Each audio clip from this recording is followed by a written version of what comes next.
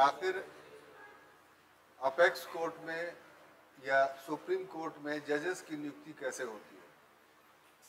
कल हम लोगों ने क्वालिफिकेशन देखा था कि आखिर किसी व्यक्ति को भारत में जज बनने के लिए क्या होगा। उसमें हम लोगों ने देखा था कि भारत का नागरिक हो, 5 वर्ष का उच्च न्यायालय का न्यायाधीश होने की योग्यता हो या 10 सालों तक अधिवक्ता होने की योग्यता हो या राष्ट्रपति के दृष्टि में एक लब्ध प्रतिष्ठित विधिवेत्ता हो, रिनॉल्ड जूरिस्ट हो। अब ये जब योग्यता तय हो गई तब उसका अपॉइंटमेंट कैसे होगा, उसकी नियुक्ति कैसे होगी। तो इस कंटेक्स्ट में थोड़ा लंबी प्रक्रिया है। इसका वर्णन जो किया गया है वो संविधान के अनुच्छेद 124 के खंड 2 में। ये आर्टिकल जो है वो रिलेटेड है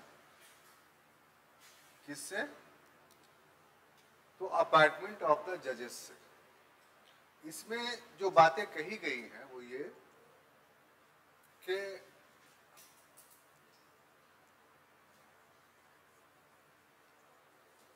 judges will appointed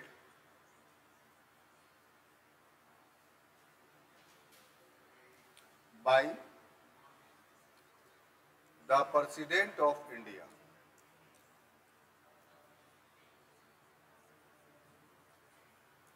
The President of India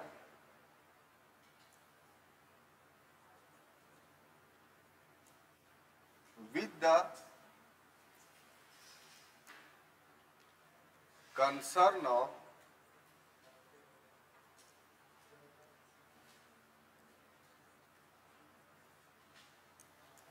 Chief Justice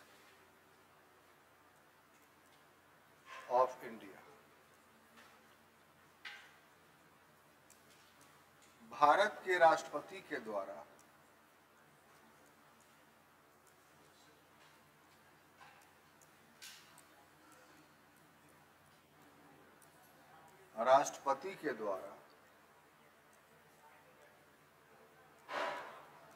सर्वोच्च न्यायालय के मुख्य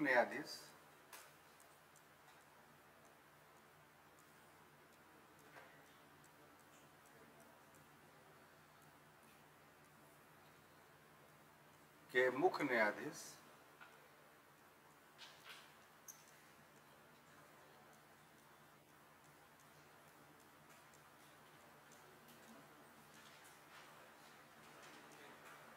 से विचार के पश्चात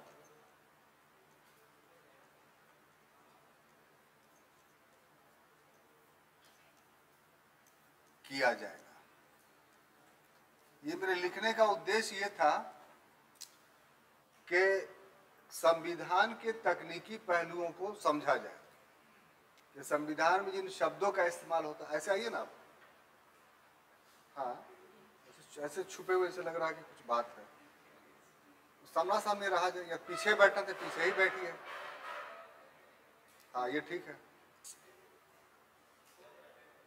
तो संविधान में जो शब्द लिखे हुए हैं उसमें टेक्निकलिटी होती है, तकनीकता होती है और एक एक शब्द की व्याख्या करने में 20-20, 40-40 साल लग जाते हैं।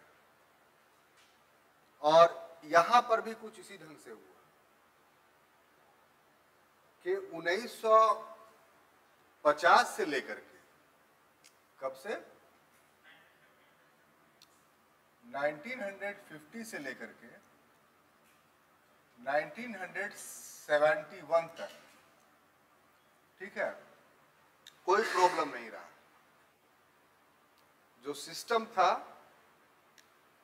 कि काउंसिल ऑफ मिनिस्टर, आपने संविधान के 2 धाराओं का बहुत गहराई से अध्ययन करना होगा। इसको पढ़ाने से पहले वो 2 धारा हम समझाना चाहते हैं ताकि कॉन्स्टिट्यूशंस के टेक्निक को कॉन्स्टिट्यूशन के एग्जीक्यूटिव भावना को आप जान सकें। एक आर्टिकल 52 है और एक आर्टिकल जो है 74 है। 52 में सिंपल सी बात कही गई है कि भारत का राष्ट्रपति होगा, और 53 में कहा गया है कि he is the head of the Indian executive, वो भारतीय कार्यपालिका का प्रधान होगा। एक्सप्लेनेशन में जो बात कही गई है वो ये कि जितना भी काम होगा उसी के नाम से होगा।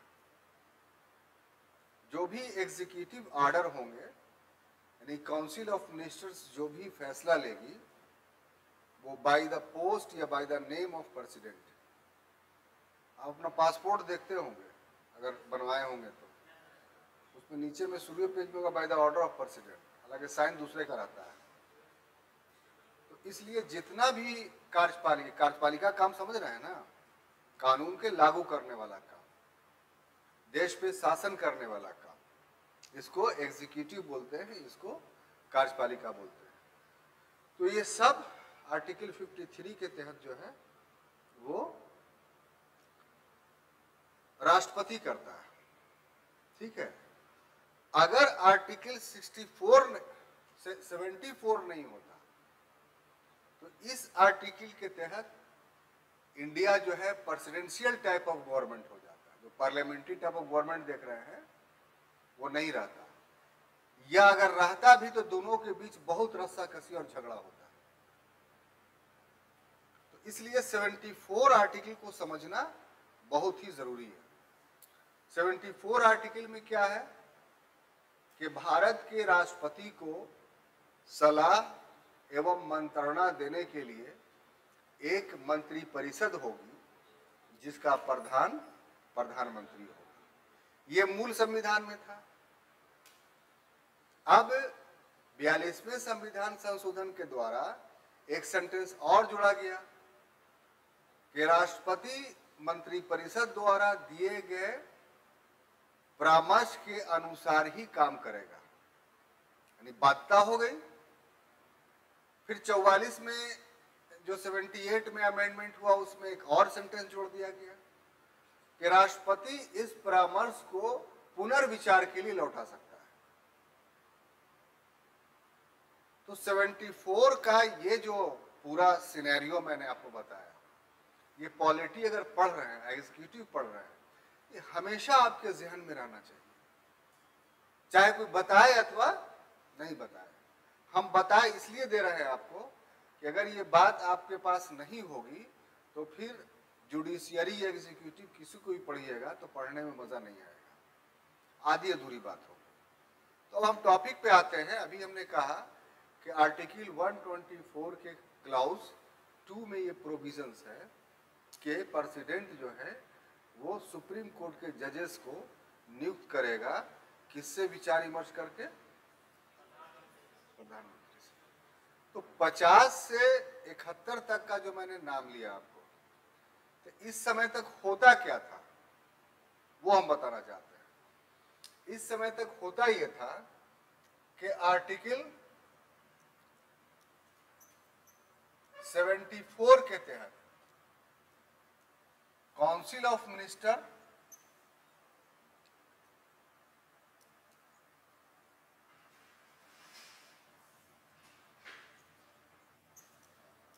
रिकमेंड करती थी, यही ना, किसको?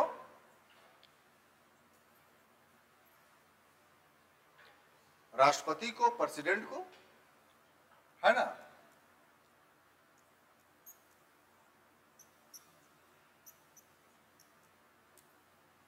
और प्रेसिडेंट क्या करता था? अपॉइंट कर देता था, किसको? उस जज को। बीच में ये काउंसिल ऑफ मिनिस्टर जो है यही एडवाइस लेता था, किससे? सीजे से, चीफ जस्टिस ऑफ इंडिया से। बात समझ में आई? लॉ मिनिस्ट्री होता है, लॉ मिनिस्ट्री के पास नाम रहते हैं, वो फैसला होता है कि ये जज रिटायर कर रहा है तो इसके बाद कौन बनेगा। तो वो law ministry council of ministry के पास प्रस्तुत करता था। काउंसिल ऑफ मिनिस्ट्री के रिकमेंडेशन के बाद वो नाम जाता था चीफ जस्टिस के पास, चीफ जस्टिस उसको ओके करते थे और फिर काउंसिल ऑफ मिनिस्ट्री के पास आता था, वो राष्ट्रपति को भेज देते थे, राष्ट्रपति उस व्यक्ति को जज के रूप में नियुक्त कर देता था। ये इस प्रोविजंस का ये व्यवहारिक पक्ष था, प्रैक्टिकल रूप था। कब से कब तक? 50 से 71 तक। कितना बात दिमाग में गई? कोई कंफ्यूजन नहीं। अब देखिए कि 50 से 71 के बीच में जो रूल फॉलो किया गया था,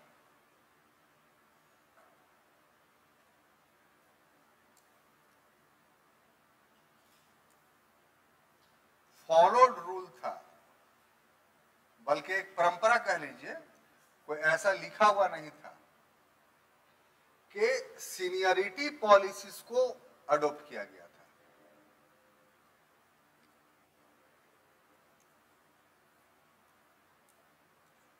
यानी श्रेष्ठता का नियम, जो जज सुप्रीम कोर्ट में ज्यादा श्रेष्ठ होगा उसी को जो है वो सुप्रीम कोर्ट का सीजे चीफ जस्टिस बनाया जाता था। ठीक है। अब 71 तक ये चला। 73 में जब मामला आया 73 में, तो उस समय से गड़बड़ होना शुरू हुआ। उसके पहले भी गड़बड़ हुआ था एक, वो था गोलकनाथ का मुकदमा 1969 में। गोलकनाथ के मुकदमा में सुप्रीम कोर्ट ने ये जजमेंट दे दिया कि सरकार संविधान में जो भी चाहे संशोधन वो करना चाहती है वो नहीं कर सकती। और इस समय जो 69 का समय था, उस समय प्राइम मिनिस्टर हमारी श्रीमती इंदिरा गांधी थी और बहुत विकट स्थिति में थी। विकट स्थिति यह था कि कांग्रेस के अंदर ही निगली दप्पा, के कामराज, मोरारजी देसाई जैसे लोग थे जो एक अलग ग्रुप बना लिए थे। और लाल बहादुर शास्त्री के मरने के बाद जब इंदिरा गांधी 66 में प्राइम मिनिस्टर बने, तो इनको कांच की गुड़िया कहा जाता था कि ये क्या करेंगे। और ये सब जो सीनियर मोस्ट लीडर थे उनको एक विशेष नाम दिया गया है, वो नाम मैं याद करने की कोशिश कर रहा हूं।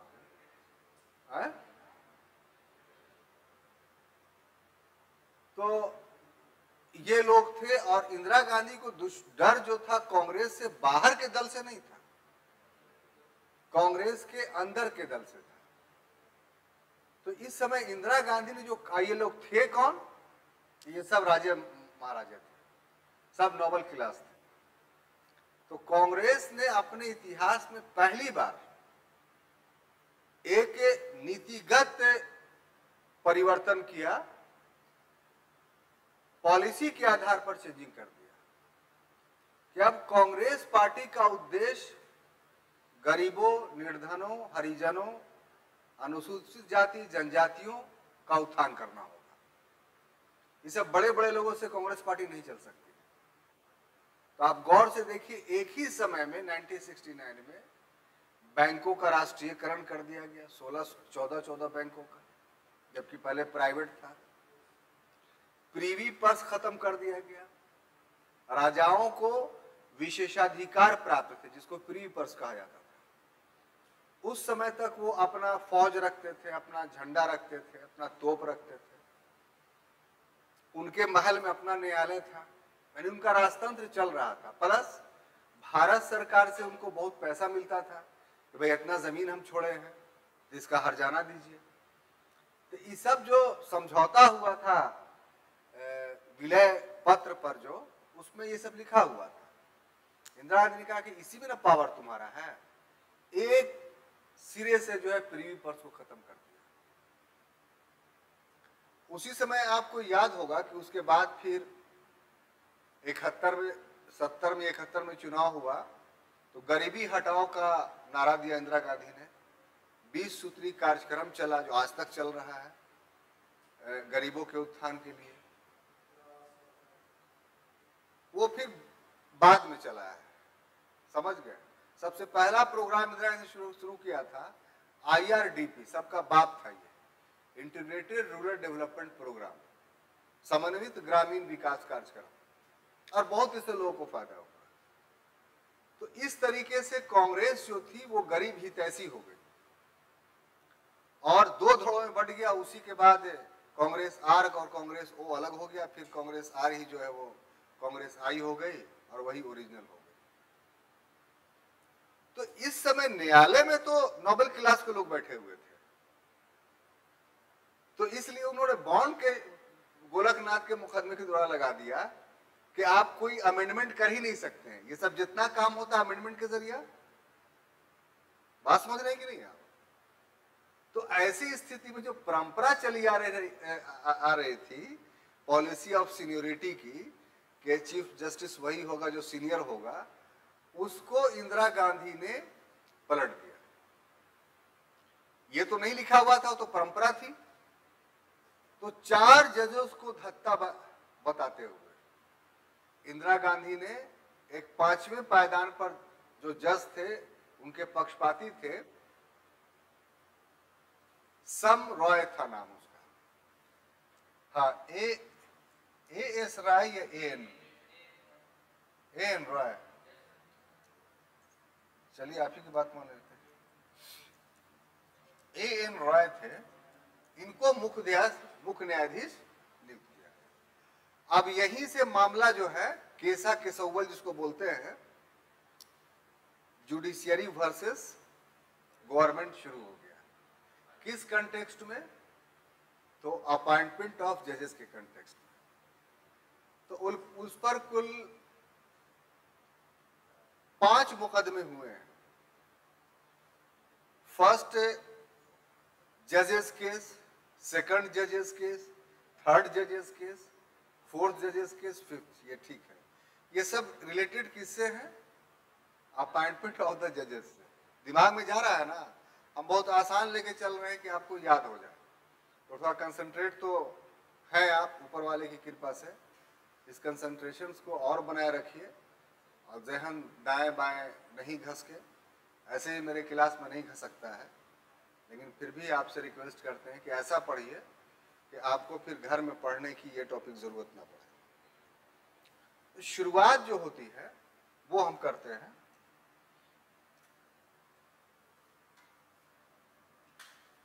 फर्स्ट लिखेंगे तो आप समझ जाइएगा। अच्छा चलिए लिख देते हैं। फर्स्ट जजेस केस, ठीक है ना साहब? ये 1982 में हुआ था। ये सब जजेस केस में हुआ क्या है? तो ये जो विचार है ना, ये यहां कंसेंट, कंसर्न, इसकी व्याख्या हुई। 81 है, क्या बोल रहे हैं? बोलिए। ये बोल रहे हैं 82। अरे जब हल्ला मत कीजिए, जो हम 81 कर दे रहे हैं। ये सब बहुत बड़ा मैटर नहीं है, ठीक है? ऐसे है 82 है, हम लड़ाई झगड़ा ना हो इसीलिए हम मान लिए। तो ये जितने भी हैं ये सब अपॉइंटमेंट ऑफ जजेस से संबंधित है। और शब्द क्या था? विचार, कंसर्न। तो इसमें सुप्रीम कोर्ट ने कहा फर्स्ट जजेस केस में कि इस विचार का अर्थ जो है माने सहमति नहीं है, बल्कि विचार विमर्श है। अब विचार विमर्श शब्द का जहां तक ताल्लुक है तो हम मान भी सकते हैं, नहीं भी मान सकते हैं। तो 82 तक इसलिए ये कोई झगड़ा उगड़ा नहीं हुआ। फिर बाद में दूसरी भी सरकार जो आई तो इंदिरा गांधी का अनुसरण करना शुरू ही कर दिया, यानी सीनियरिटी का ख्याल नहीं रखा। तो जज के बीच पे भी जो है वो असंतोष पनपा कि ये तो गलत बात है। एक तो 2 महीना, 4 महीना, 6 महीना का, बहुत हुआ साल भर का टाइम ही मिलता है चीफ जस्टिस बनने को, और उस पर अगर इस ढंग से किया जाएगा तो ये स्वाभिमान पर प्रहार है, ये ईगो पर क्लैश हो जाएगा कि हमसे जूनियर आदमी चीफ जस्टिस बन गया, हम उसके अधीन हैं। तब जो है वो सेकंड जजेस केस हुआ।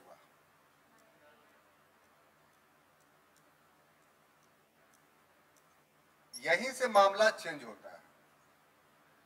जजेस केस हुआ 1993 में, ठीक है, और इसमें विचार विमर्श के जगह पर सहमति शब्द मान लिया गया।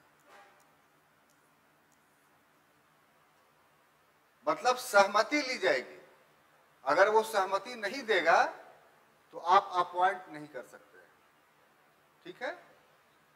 ये सहमति जो थी ना, इसमें सेकंड जज केस में कहा गया कि 2+1 माने is equal to 3 man committee होगी। यहां पर मैन का मतलब 3 जज कमिटी होगी। 3 में 2 सीनियर जज होंगे और एक जो है सीजे होंगे। यहां तक हो गया। उसके बाद थर्ड जजेस केस होता है।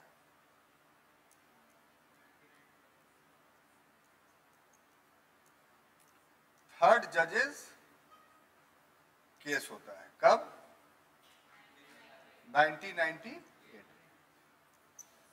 इसमें इसको जो कहा गया वो 4+1, 4 समझी गए, सीनियर जज और एक सीजे।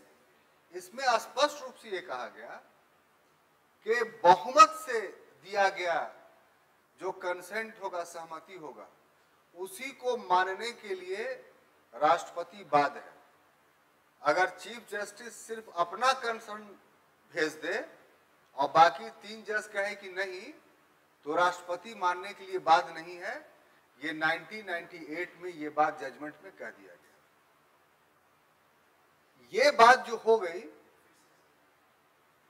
इसमें हो कि बहुमत से, मेजोरिटी से कंसर्न भेजा जाएगा आदमी का, और उसमें कंसर्न भेजने में ये था कि अगर चीफ जस्टिस सिर्फ अपना कंसर्न भेज दे और बाकी 3 जज उसके विरोध में हो कि नहीं, जो नाम भेजा गया ये सही नहीं है, तो ऐसी परिस्थिति में जजमेंट में लिखा हुआ था कि प्रेसिडेंट ऑफ इंडिया उस सीजे के रिकमेंडेशन को मानने के लिए बाध्य नहीं है, ठीक है। ये पूरी जो प्रक्रिया हुई, इससे एक सिस्टम ने जन्म लिया। हम वहां पर आना चाहते हैं। उस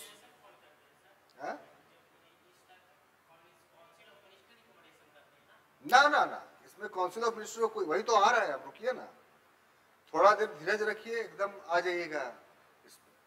इसी को कहते हैं कॉलेजियम सिस्टम।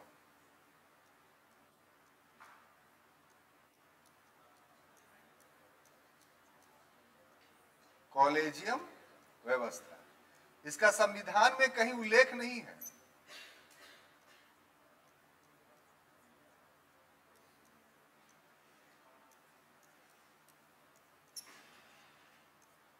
संविधान में कहीं इसका उल्लेख नहीं है। बात समझ में आ रही है? ये न्यायिक निर्णय से निकला हुआ व्यवस्था है। कौन सी व्यवस्था? कॉलेजियम व्यवस्था। अब थोड़ा सा इसको समझना होगा आपको कि कॉलेजियम व्यवस्था होता क्या है। कल के क्लास में हल्का सा इशारा किए थे आपको, आज पूरा इसका विस्तार से बताएंगे। कॉलेजियम व्यवस्था में 4 सीनियर जज और 1 चीफ जस्टिस, मुख्य न्यायाधीश, इसके मेंबर होते हैं। जितना भी 25 हाई कोर्ट है, उसमें जो भी जज निर्णय देते हैं और जिन वकीलों के बहस के आधार पर निर्णय दिया जाता है, उस बहस को और निर्णय का जो इंपॉर्टेंट लैंडमार्क डिसीजन जिसको बोला जाता है,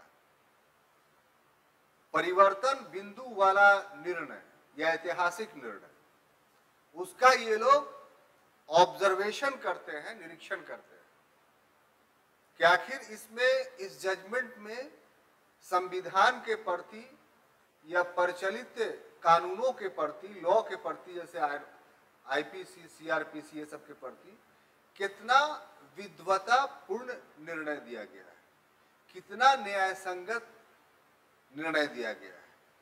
और ऐसी परिस्थिति में अमुक जज या अमुक वकील अपने स्थान पर जो काम कर रहा है उससे वो ऊपर की चीज है, उससे न्यायप्रियता का पूरा उम्मीद किया जा सकता है, उससे देश की एकता, अखंडता और निष्पक्षता और स्वतंत्रता की 100% जो है वो उम्मीद की जा सकती है। जब ये निर्णय किसी नाम पर हो जाता है तो इसको सीक्रेट रखा जाता है,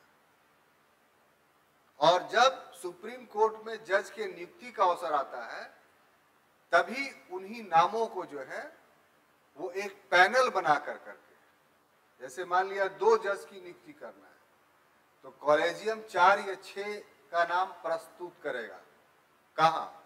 काउंसिल ऑफ मिनिस्टर के पास, क्योंकि फिर वही 74 भारत में जो भी कार्यपालकीय काम होगा 74 के तहत होगा, ये रूल्स है। तो यहां पर सुप्रीम कोर्ट ही बंधा हुआ है उससे। अपॉइंटमेंट एक जुडिशियरी वर्क नहीं है सर, अपॉइंटमेंट एक एग्जीक्यूटिव वर्क है।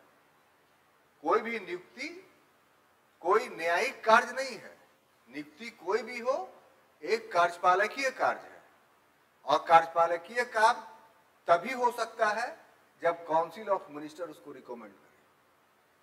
काउंसिल ऑफ मिनिस्टर अपनी बैठक में नंबरिंग दे करके उसको पास करे कि क्रम संख्या इतना में ये निर्णय लिया गया है, डेटेड इतना, तब वो सरकार का काम माना जाएगा। इसलिए कॉलेजियम सुप्रीम होने के बावजूद भी नियुक्ति के लिए अनुशंसा कहां कर रहा है? Council of ministers. और काउंसिल ऑफ मिनिस्टर्स उस नामों में से उसकी उन्मुक्ति होती है कि 2 करना है तो 4 में से 2 चुन ले, वो चुन लेता है और वो राष्ट्रपति के पास जो है वो भेज देता है। तो ये जो पूरा सेटअप है इसी को कॉलेजियम सिस्टम्स के नाम से चलता है।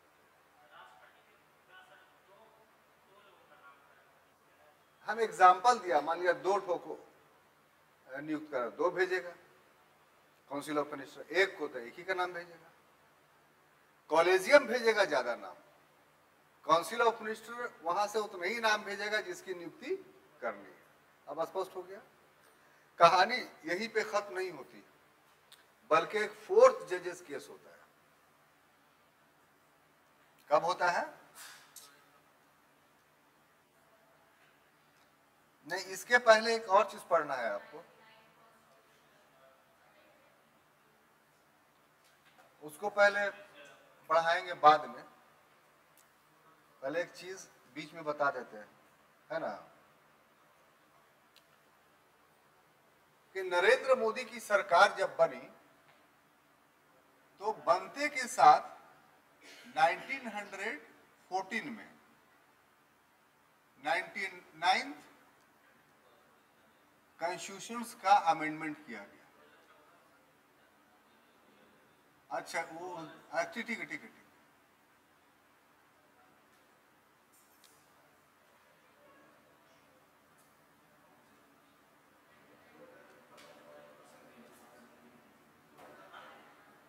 ठीक है। और इसमें क्या किया गया कि संविधान में एक नया अनुच्छेद जोड़ा गया, वो अनुच्छेद एक नहीं बल्कि 3 जोड़ा गया, 124 ए, बी और सी। इसमें क्या किया गया? नेशनल जजेस अपॉइंटमेंट कमीशन, राष्ट्रीय न्यायाधीश नियुक्ति आयोग। ये आर्टिकल 124A में ये बात थी। 124B में जो बात थी वो ये कि इसमें कौन कौन लोग होंगे। तो इसमें चीफ जस्टिस होगा, भारत का प्राइम मिनिस्टर होगा, अपोजिशन का लीडर होगा और एक केंद्रीय मंत्री होगा। बात समझ में आ रही है? केंद्रीय मंत्री में अमित शाह ही होंगे, उनसे बड़ा सीनियर तो कोई है नहीं। केंद्रीय मंत्री होगा, हाँ कोई भी। तो हम अपनी तरफ से बोल रहे हैं, किसकी हिम्मत और दूसरे की जाएगा? हाँ जा सकते हैं। देखिए, हमको विवाद में मत लाइएगा। हम अपने दामन पे दाग नहीं लगने देंगे। हम बिल्कुल, और खास तौर से पॉलिटी हिस्ट्री का ऐसा सब्जेक्ट है कि टीचर के लिए बड़ा विषम स्थिति हो जाती है। इसलिए जो बात होता है हम बीच का रास्ता अपनाते हैं, जो सही चीज होता है वो बोलते हैं। आप जो मुद्दा उठाए, हम एक जनरल बात बोल दिए थे, आप जो मुद्दा उठा दिए, अब यहाँ से डिस्प्यूट एराइज होना शुरू हो जाएगा। तो इसलिए ऐसा मौका ना दीजिए। आपका टीचर बहुत स्वच्छ छवि का है और ये सब पचड़े में नहीं पड़ता है। हालांकि आदमी है तो हमारी भी राजनीतिक महत्वाकांक्षा होगी, हम इसे इनकार नहीं कर सकते हैं, लेकिन अपने पढ़ाई में, अपने रिलेशंस में हम उसको हायल नहीं बनने देते। कहीं पर से भी आपको एहसास नहीं होगा कि सर की न्यूट्रलिटी में कोई कमी है, ये कोई पक्षपातपूर्ण बात बोल रहे हैं। चलिए उसको माइनस कर दीजिए। सिंपल सा जो बात लिखा हुआ है 124B में कि कोई भी केंद्रीय मंत्री होगा। अब इसमें फैसला ये कीजिए कि माना तो जाएगा बात सरकार का ही, चूंकि 2 आदमी उसके पास है। हाँ, तो ऐसी परिस्थिति में जो कॉलेजियम सिस्टम है वो कोलैप्स कर जाएगी। और यही ने 124C में दूसरी बात लिखी हुई थी, जो इसके पास ब्रह्मास्त्र था। अगर ये लागू हो जाता तो 24C में बार बार क्या करता कि इस संबंध में कानून बनाने या रेगुलेशन बनाने की शक्ति संसद को है। तो संसद को तो बहुमत है, और 2-3 एक्ट जुड़वा लेता अपॉइंटमेंट के परिवेश में। तो इस तरीके से जैसे ही ये पास हुआ 124, सॉरी,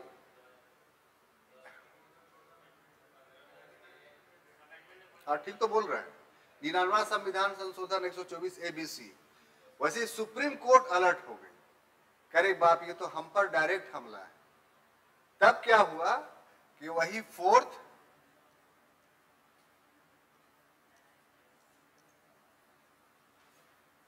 जजेस केस हुआ, ये 15 में होगा, 2015 में, ठीक है। और इसमें क्या किया गया कि NJAC को अनकॉन्स्टिट्यूशनल कह दिया गया।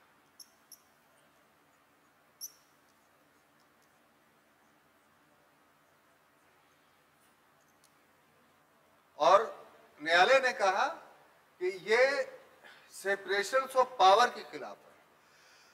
अगर इसको लागू कर दिया जाएगा तो भारतीय संविधान की जो मूल आत्मा है उस मूल आत्मा पर आघात होगा और न्यायालय की निष्पक्षता हमेशा प्रभावित होगी, न्यायालय की स्वतंत्रता प्रभावित होगी। तो इस तरीके से वर्तमान समय में जो न्यायाधीशों की नियुक्ति या अपॉइंटमेंट ऑफ द जजेस का मामला है वो पूरा ये है जो मैंने आपको बताया। अब इसमें कोई संदेह, कोई प्रश्न है तो कीजिए, नहीं तो हम आगे बढ़ेंगे। आगे बढ़े।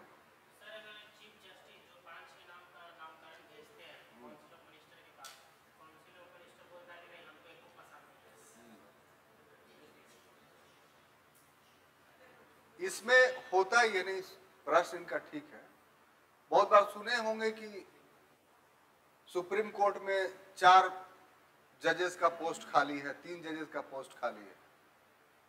तो इसमें होता यही है कि नहीं है तो लेट करता है वो, कि दूसरा भेजिए, ये बात कीजिए हमसे। तो इसको बहुत देर तक रोके नहीं रखा जा सकता है, इसमें कोई प्रावधान नहीं, कोई प्रोविजन नहीं है, उसको देर सवेर उस नाम में से रिकमेंड करना ही पड़ता है। हाँ, और भी रोक कर कितना रखेगा ऐसा भी कोई टाइम लिखा हुआ नहीं है, लेकिन प्रभाव डालने के लिए, दबाव बनाने के लिए ये सब किया जाता है, राजनीतिक दबाव, और वो बहुत होता है, ऐसी बात नहीं। लेकिन आमतौर पे जो अपार्टमेंट का रूल्स है वो यही है। अभी आएगा सर, सब सिस्टम से पढ़ा रहे हैं, जो जो चीज है पर उस पर से कंसंट्रेट कीजिए ना, कोई चीज नहीं छोड़ेंगे। सुप्रीम कोर्ट का जितना चीज होगा सब बताएंगे आपको, ठीक है? नहीं, ये कैसे बात बोल रहे हैं?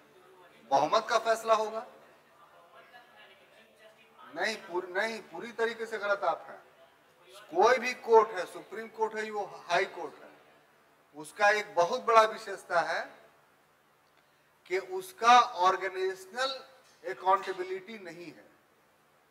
हर कोर्ट अपने आप में सोवरेन है, पता है कि नहीं आपको? जो एक कोर्ट रूम होता है जहां जज बैठता है, चाहे 1 बेंच हो या 2 बेंच हो या 3 बेंच हो, वो एक पूरा एक देश का, समझ जाइए कि वो पूरा का पूरा न्यायपालिका है। उसको उसी रूम से कोई भी आदेश जारी कर रहे, वो ऐसा भी हो सकता है कि एक दूसरे जज को अरेस्ट करने का भी आदेश जारी कर रहे। किसी के प्रति अकाउंटेबिलिटी जजेस की नहीं है। जैसे कार्यपालिका में अकाउंटेबिलिटी है, लेजिस्लेटिव में अकाउंटेबिलिटी है, लेकिन जुडिशियरी में जजेस का किसी का प्रभाव उस पर नहीं है कि हम ये बात बोलेंगे, जजमेंट देंगे तो पीछे वाला हमको पकड़ के कुछ बोलेगा। उसको फॉलो करना है, मानना है आपको, नहीं तो कंटेम्प्ट ऑफ कोर्ट चल जाएगा 129 के तहत, है ना भाई? 129 के तो उसको, तो ऐसा इसलिए किया गया है कि न्याय स्थापित हो। अगर शासन में न्याय स्थापित नहीं होगा तो फिर देश में शांति नहीं रह सकती है। देश में शांति के लिए ये जरूरी है कि वहां व्यवस्था न्यायपूर्ण हो।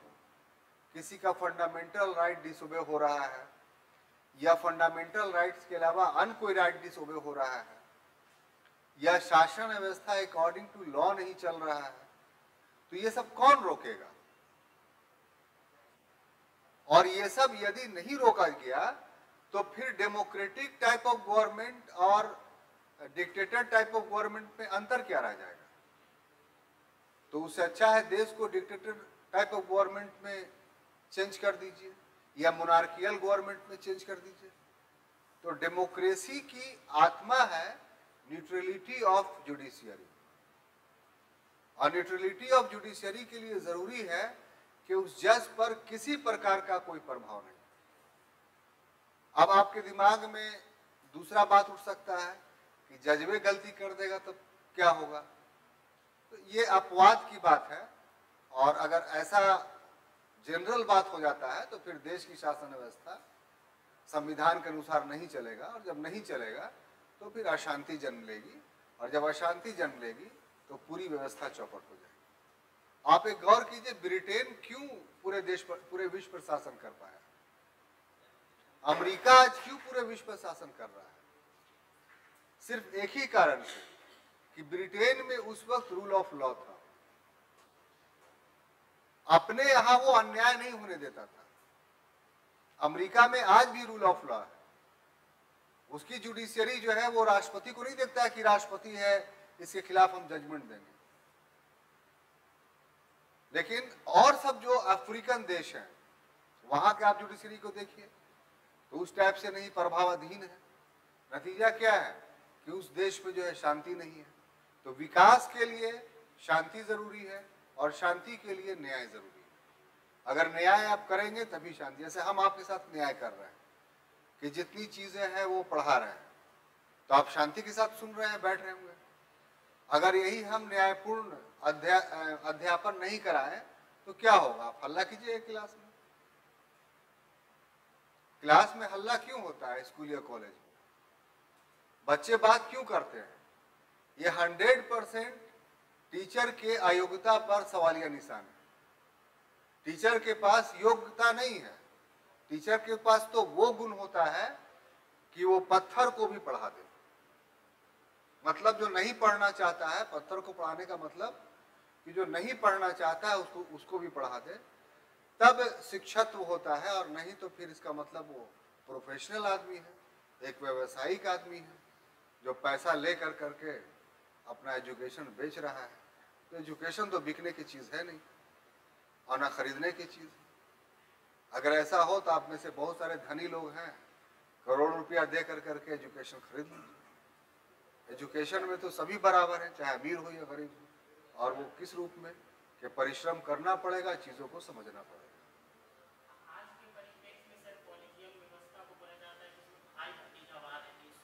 बिल्कुल सही बात है। तो कोई भी देखिए, कोई भी सिस्टम, क्वेश्चन आएगा कि कोई भी सिस्टम पूरी तरीके से निष्पक्ष या एब्सोल्यूट नहीं हो सकता है। अब कॉलेजियम व्यवस्था उपयुक्त है कि नहीं, या कॉलेजियम व्यवस्था में क्या गुण है और क्या अवगुण है। तो गुण में यह है कि जजेस की नियुक्ति में निष्पक्षता इससे बनी रहती है। ये लंबा कहानी है, आपको अलग अलग पेज में लिखना पड़ेगा, फिर थर्ड पेज में कंक्लूजन देना पड़ेगा। कभी लिख के लाएंगे तो चेक करेंगे। और अवगुण में क्या है, यही कि 200 परिवारों की न्यायपालिका रह गई है हमारे देश में। ठीक है, यानी जो जज बनेंगे, अच्छा वकील बनेगा, वो इसी 200 फैमिली में से बनेगा।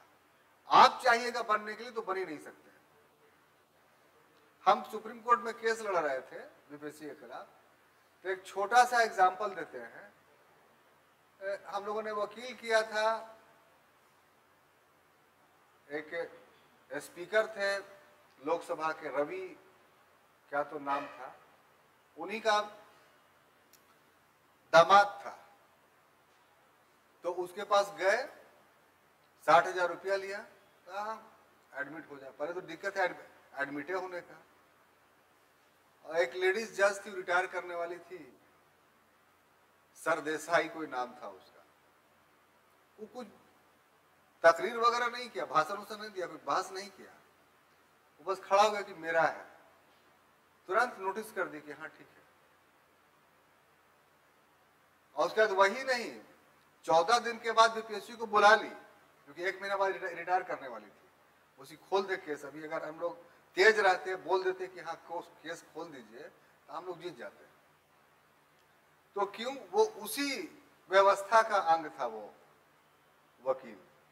तो वकील भी वहां वही तरक्की करता है जो 200 घराने के बीच का हो। आप अगर उसके बीच में नहीं है तो आप केस ही नहीं जीत पाइएगा। और वो लोग का क्या है कि वो खड़ा हो जाएगा, बस उतनी ही काफी है। तो ऐसा नहीं कि बहुत ये है। तो एक अवगुण है, कहा जाता है, ये लिखने का भी ट्रेंड होगा तो बोलिएगा कहा जाता है ऐसा। लेकिन अंततः कंक्लूजन में ये कि जो भी गुण अवगुण हो, वर्तमान व्यवस्था ही सटीक है। इसमें ज्यादा अवगुणों का स्थान दिखाई पड़ता है। और जुडिशरी आज जो सक्षमता से चल रही है भारत में, उसमें कॉलेजियम व्यवस्था बहुत अच्छी है। नहीं तो जिस तरीके की राजनीतिक अस्थिरता या राजनीतिक प्रदूषण देश में समय समय पर उभरता रहता है, उसमें न्यायपालिका का दूषित न होना ये असंभव कार्य हो जाएगा। ये कॉलेजियम ही है जो न्यायपालिका को पूर्ण रूप से निष्पक्ष बनाए हुए है। इतना लिख सकते हैं। आंसर लिखने के समय में एक बात आप ध्यान रखिएगा कि जो व्यवस्था है उसके खिलाफ आपको नहीं लिखना, चाहे आपका अपना व्यक्तिगत विचारधारा कुछ भी हो। ऐसा क्यों कि आपके देश की ही व्यवस्था है ना वो, और आप ही के द्वारा इलेक्टेड है। तो अगर गलत है तो फिर आपने क्यों इलेक्ट किया, इसका मतलब आप भी गलत है। एक नकारात्मक सोच के आदमी है। बहुत पहले गया मैं, एक स्पेक्ट्रम नाम का कोचिंग चला करता था, उसके डायरेक्टर थे बेचारे, कोरोना में डेथ कर गए। तो वो 2 बार निकाले थे, ये डिप्टी कमांडेंट होता है क्या, तो सीपीओ या क्या, एसएससी लेती है, डीएसपी रैंक का पदाधिकारी है, जो सेंट्रल पैरामिलिट्री फोर्स है उसका डीएसपी को डिप्टी कमांडेंट बोलते हैं। तो 2 बार बेचारा दोनों बार इंटरव्यू से लौट आया। होता क्या था कि इंटरव्यू में उससे पूछा, जब ये रहा तो उसके फादर दरोगा थे बिहार में, तो पहला ही सवाल करता था कि आपके फादर दरोगा हैं तो आप बिहार पुलिस में नौकरी क्यों नहीं करते, यहाँ चले आए। एक जनरल सवाल था।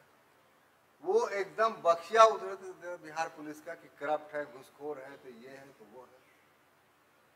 यही उसके फेल करने की बुनियाद थी। कुदरत को या हम लोगों को दिखलाना था, कह लीजिए कि पितृपक्ष का अवसर था, और जो बोर्ड के मेंबर उससे दोनों बार वही मेंबर सवाल किए, जो चेयरमैन थे, वो रिटायर के बाद यहाँ पिंड पाड़ने आए हुए थे, और हम लोग घूमने के लिए सही फल्गु नदी में टहल रहे थे। कभी जाते नहीं थे, लेकिन मन किया कि चलो आज घूमा जाए सही। तो घुमा तो वो आदमी पहचान गया कि ये बच्चा को हम फेल किए, तो स्पेशल पकड़ा, बस हमको पहचान रहे, तो नहीं पहचान रहे, क्योंकि हम ही ने तुम्हारा इंटरव्यू लिए थे। हाँ सर ये तो राजपूत का खून था, वो जब फेल किया था तब खौल गया उसका पूरा गरम एकदम। तो गरम सीमा के अंदर, मतलब वो समझ रहा है कि अभी भी चेयरमैन है ही है। बस देखो घबराओ नहीं, हम तुमको पूरी बात बताते हैं, अभी भी उम्र बचा हुआ है, आइंदा ये गलती ना करना। वो इसकी जो व्यवस्था है, उस व्यवस्था में आप जो रह रहे हैं, वो क्रिएटेड तो आप ही के जरिए है। तो आप बिहार में रह रहे हैं और आपके पिताजी बिहार पुलिस में सब इंस्पेक्टर की नौकरी कर रहे हैं, तो और आपके मुताबिक बहुत करप्ट है, खाली घूस लेता है, तो इसका मतलब 2 हुआ, आपके पिता भी घूस लेते हैं, और दूसरा कि आप ही के द्वारा ये व्यवस्था बनी गई है। तो ऐसे लोगों को हम फिर नियुक्त क्यों करें सेंट्रल पैरामिलिट्री फोर्स में, आप यहाँ करप्शन फैला दीजिएगा। तो इससे एक हम लोग निर्णय बनाए कि नहीं, कभी भी नेगेटिव नहीं लेना चाहिए, किसी की शासन हो, किसी की भी सरकार हो। सरकार जानबूझ करके पॉलिटी के क्वेश्चंस में प्रधानमंत्री के बारे में, मुख्यमंत्री के बारे में प्रश्न राइज किए जाते हैं, और उसको कंटेम्प्रेरी बनाया जाता है कि आज की उसकी योजनाओं के आधार पर उसकी समीक्षा कीजिए। तो आप अगर उस मुख्यमंत्री या उस प्रधानमंत्री से वैचारिक रूप से भिन्नता रखते हैं, तो आप पूरा खिलाफ में लिख दीजिएगा। खिलाफ में लिख दीजिएगा तो आप मान लीजिए कि आपका सिलेक्शन तो नहीं होगा। वो आपका बैरोमीटर था चेक करने का कि इसमें निष्पक्षता है कि नहीं। इसलिए पॉलिटी पढ़ाते समय हम सबको ये बोल देते हैं कि आपको in the favour of government अपने लेखनी को लिखना है, अगेंस्ट में नहीं लिखना है। आप उसमें सजेशन दे सकते हैं। बात समझ में आ रही है? सजेशन का मतलब सुझाव, कि इसको और ऐसे ऐसे कर दिया जाए तो ये और अच्छा परिणाम देगा ये व्यवस्था। क्लियर? इसको हमेशा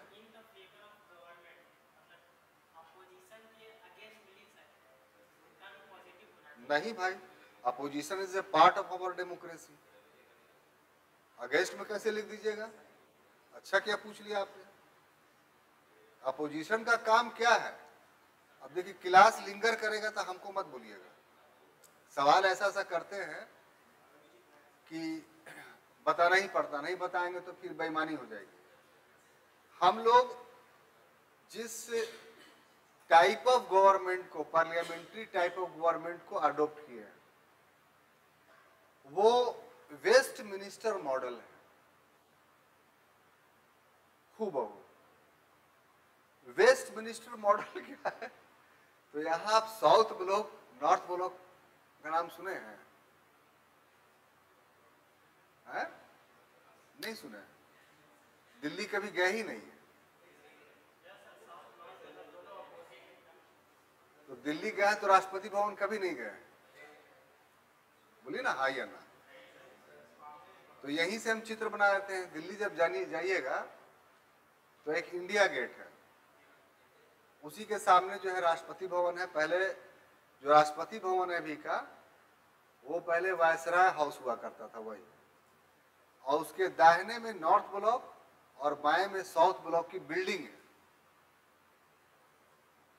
तो जो सेंट्रल गवर्नमेंट की सेक्रेटेरिएट कहलाती है, सचिवालय, वो वही है। हर का सचिवालय होता है ना, आप कहाँ जाइएगा होम मिनिस्ट्री को खोजने, आपको नॉर्थ ब्लॉक में जाना पड़ेगा, और फॉरेन मिनिस्ट्री का ऑफिस कहाँ खोजिएगा, तो आपको साउथ ब्लॉक में जाना पड़ेगा। तो यही ब्लॉक बना हुआ है राष्ट्रपति भवन का, और उसी में सारे कार्यालय हैं। कुछ मंत्रालय अलग भी है, जैसे कृषि मंत्रालय का अलग भवन बन गया है, कृषि भवन। रेल मंत्रालय का अलग भवन बन गया है, रेल भवन। बात समझ में आ रही है ना? लेकिन अभी भी अधिकांश मंत्रालय नॉर्थ ब्लॉक, साउथ ब्लॉक। तो उसी ढंग से वेस्ट मिनिस्टर वहां का सेक्रेटरीट है, कहाँ का? ब्रिटेन का। तो वही डेवलप हुआ है पार्लियामेंट्री टाइप ऑफ गवर्नमेंट। तो इसीलिए हम लोगों ने कहा है कि हम लोगों ने पार्लियामेंट्री टाइप ऑफ गवर्नमेंट के और भी बहुत सारे मॉडल हैं, हम लोगों ने वेस्ट मिनिस्टर मॉडल को अडॉप्ट किया है। क्लियर? कोई कंफ्यूजन नहीं यहाँ तक? अब जो अडॉप्ट किया है, तो वेस्ट मिनिस्टर मॉडल का एक बहुत सारी विशेषताओं में, मेनी कैरेक्टरिस्टिक्स में से एक कैरेक्टरिस्टिक्स ये भी है कि वहां स्यूडो काउंसिल ऑफ मिनिस्टर पाया जाता है, छद्म में मंत्री परिषद पाई जाती है। एक तो मंत्री परिषद ओरिजिनल हुई, जो बहुमत प्राप्त दल की सत्ता होती है, पार्टी होती है, वो अपना बहुमत साबित करके लोअर हाउस में अपनी सरकार का गठन करती है, और बाकी जो दूसरा दल होता है जिसको बहुमत नहीं मिला, वो अपोजिशन कहलाता है। तो हर मिनिस्ट्री में जो उसका विभाग है, जिस तरीके से सत्ताधारी दल का मंत्री होगा, उसी तरीके से विरोधी दल का भी एक आदमी वहां बैठेगा। ठीक है? वो दो कारणों से बैठता है। एक कारण तो ये कि उसको उस मंत्रालय के सारे कामों की जानकारी होगी, और कहीं पर गलत होगा तो हल्ला करेगा बाहर आकर के। और दूसरा ये कि उसको ट्रेनिंग मिलेगी कि मंत्रालय कैसे चलता है, मिनिस्टर कैसे काम करता है। तो इन दो उद्देश्यों से वेस्ट मिनिस्टर मॉडल में जो है, वो काउंसिल ऑफ मिनिस्टर में स्यूडो काउंसिल ऑफ मिनिस्टर का कंसेप्ट डेवलप हुआ है, जो लंदन में है। हमारे यहां नहीं है ये स्यूडो वाला, लेकिन हमने तो उसी को अडॉप्ट किया है। तो फिर इस ढंग से हम विरोधी दल के नेगेटिव की बात क्यों करेंगे? विरोधी दल की भूमिका है कि सत्ता पक्ष के गलत कामों पर उंगली उठाए, उस पर प्रश्न करे, जनता के मुद्दों को पार्लियामेंट में उठाए, उसका वैल्यू है। तो अगर विरोधी दल अपनी ये भूमिका नहीं निभाता है, तो फिर सत्ता पक्ष को निरंकुश बनने का डर हो जाता है। तो उसकी भी एक पॉजिटिव भूमिका है। और आज का विरोधी दल कल का सत्ता दल हो सकता है, आज का सत्ता दल कल का विरोधी दल हो सकता है। इसीलिए अपोजिशन पार्टी भी या अपोजिशन लीडर भी हमारे डेमोक्रेसी का या हमारे एग्जीक्यूटिव का एक पार्ट है, एक अभिन्न है। उसको भी जो अपोजिशन लीडर होता है, उसको कैबिनेट रैंक का मंत्री का दर्जा प्राप्त है, पता है कि नहीं आपको? उसको भी ऑफिस होती है, उसको भी उसी प्रकार का सुरक्षा मिलता है जिस प्रकार से एक मंत्रिमंडलीय स्तरीय मंत्री यानी कैबिनेट रैंक मिनिस्टर्स को सारी सुविधाएं मिलती है। ठीक है? तो अब जो अगला टॉपिक क्या होगा, ये तो हो गया। हाँ, अब हो गया शपथ एवं प्रतिज्ञा।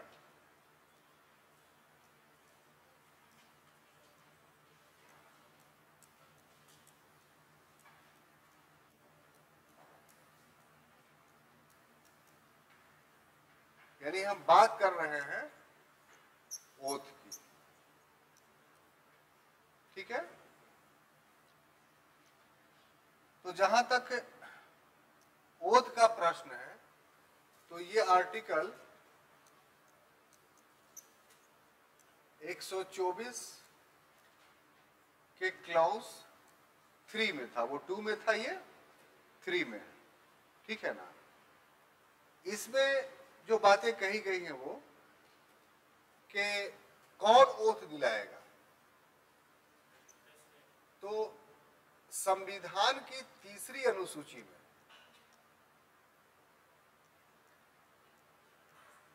संविधान की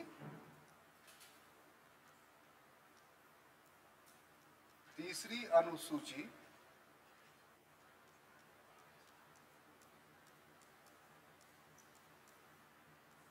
यानी थर्ड शेड्यूल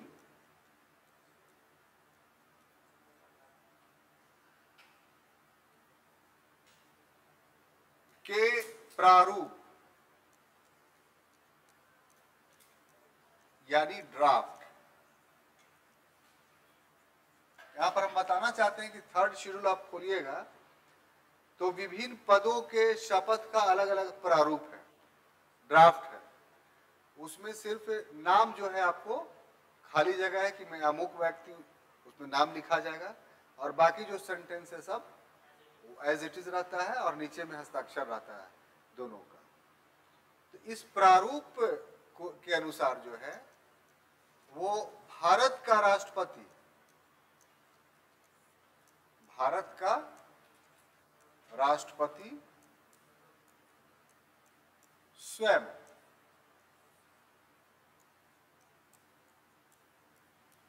या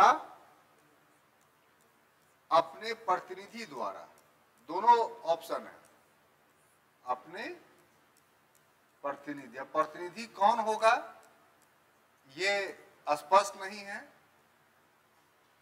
आप मान के चलिए कि हायरार्की के मुताबिक जो प्रतिनिधि होगा वो वाइस प्रेसिडेंट होगा या फिर सुप्रीम कोर्ट का ही कोई जज। यहां भी कभी कभी ऐसा होता है हाई कोर्ट में, तो इसका ऑप्शंस वही है हायरार्की के हिसाब से, जो पदानुक्रम है उसके मुताबिक। लेकिन ये वेग है कि अपना प्रतिनिधि किसी को नियुक्त कर सकता है। वो न्यायाधीश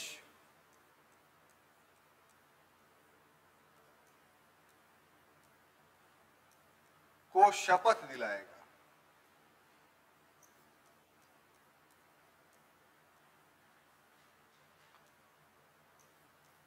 अब ये शपथ किस बात की होगी? तो शपथ में जो है वो निम्न बातें शामिल होंगी।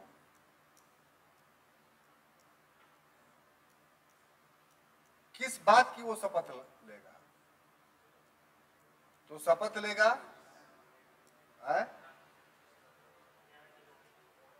बोलिए, कस के बोलिए।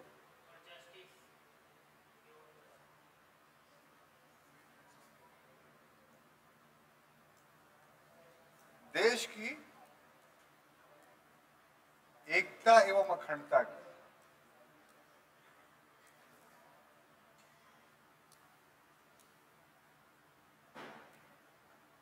एकता एवं अखंडता की।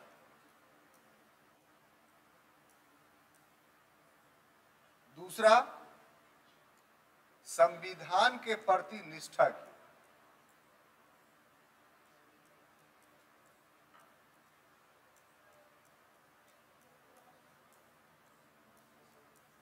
निष्ठा और विश्वास में अंतर होता है, बताते हैं। और तीसरा, बिना किसी राग, द्वेष,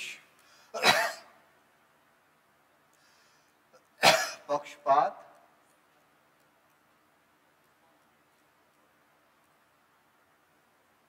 और ईर्ष्या की।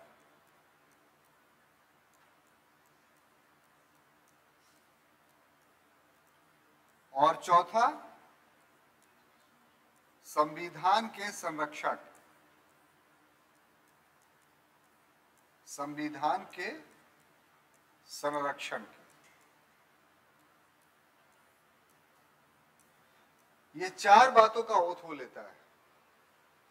तो ये तो सबको ही लेगा, एकता अखंडता की, देश पर के प्रति निष्ठा की सबको ही लेगा, जितना भी पद है सब। निष्ठा और विश्वास में डिफरेंस है। विश्वास जब मोहब्बत में कन्वर्ट कर जाए तो इसको निष्ठा बोलते हैं। विश्वास जब मोहब्बत में कन्वर्ट कर जाए तो इसको निष्ठा बोलते हैं। यानी विश्वास प्लस प्रेम इज इक्वल टू निष्ठा। सिर्फ विश्वास करने से काम नहीं चलेगा, बल्कि आपको देश के प्रति मोहब्बत भी अपने दिल में रखनी पड़ेगी।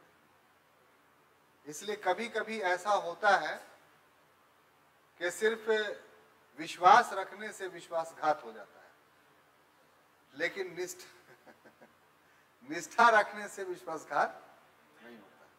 तो हम समझते हैं, इस वर्ड को आप समझ गए होंगे। और ईर्ष्या का मतलब नफरत। तो आप, स्वाभाविक सी बात है, किसी न किसी कम्युनिटी से आते होंगे तब जज बने, तो किसी दूसरे कम्युनिटी के प्रति आप ईर्ष्या भाव नहीं रखेंगे।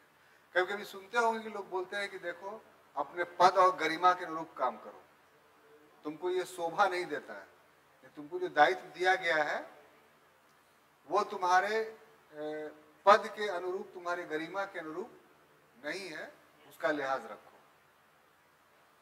बाकी जो है संविधान का संरक्षण, ये कोई ओथ नहीं लेता है सेवा जज के, क्योंकि यही कस्टोडियन ऑफ कॉन्स्टिट्यूशन है, यही गार्जियन ऑफ कॉन्स्टिट्यूशन है।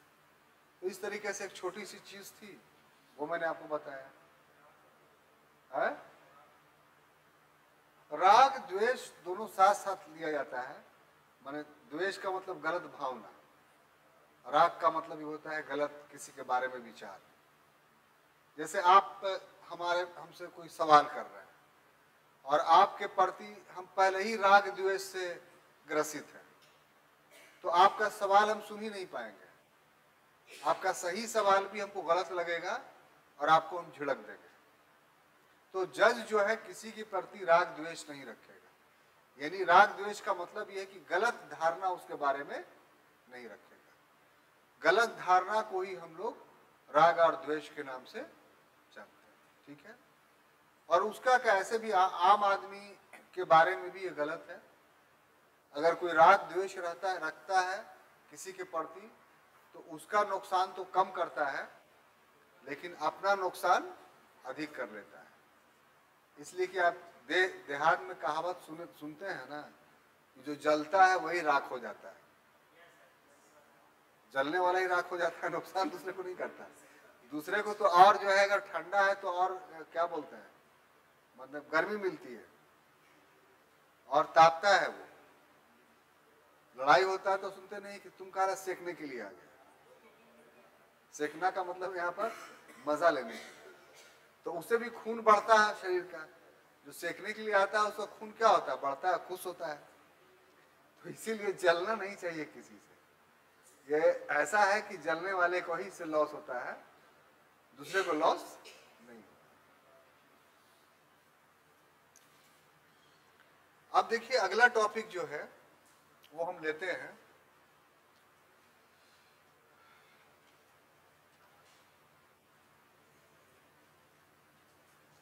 कार्यकाल।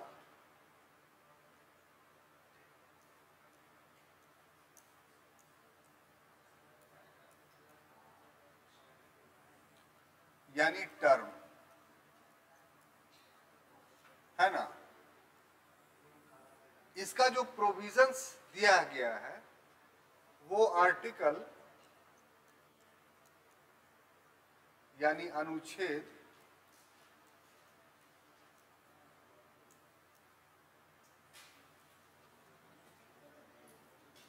124 के खंड यानी क्लाउज 4 में। इसमें मजेदार बात यह है कि ये जो कार्यकाल है, ये संविधान में कहीं भी इसका वर्णन नहीं है।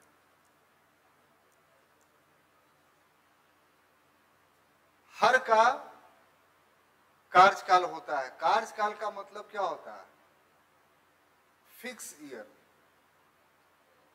और फिक्स ईयर के लिए मिनिमम एज और मैक्सिमम एज जो है होना जरूरी है। जैसे आप बीपीएससी का एग्जाम दीजिएगा तो आपको 2 एज का चयन करना पड़ेगा, एक 20 साल, एक 22 साल मिनिमम। अगर सामान्य सेवा में जाना चाहते हैं, जैसे डिप्टी कलेक्टर वगैरह में, तो उसमें 22 साल से शुरू होता है, और अगर पुलिस सेवा में जाना चाहते हैं तो उसमें 20 साल से शुरू हो जाता है। तो आपके पास ऑप्शन रहेगा ये, और उसके बाद आपके लिए फिक्स है कि आप 62 साल के एज तक जो है नौकरी करेंगे।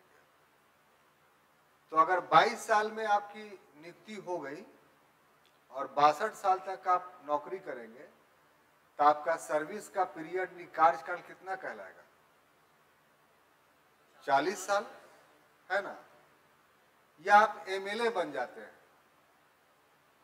तो एमएलए बन जाते हैं जिस दिन ओथ लेते हैं, उस समय से है कि आप 5 वर्षों तक आप एमएलए रहेंगे, अगर कोई इंटरप्शंस बीच में नहीं है।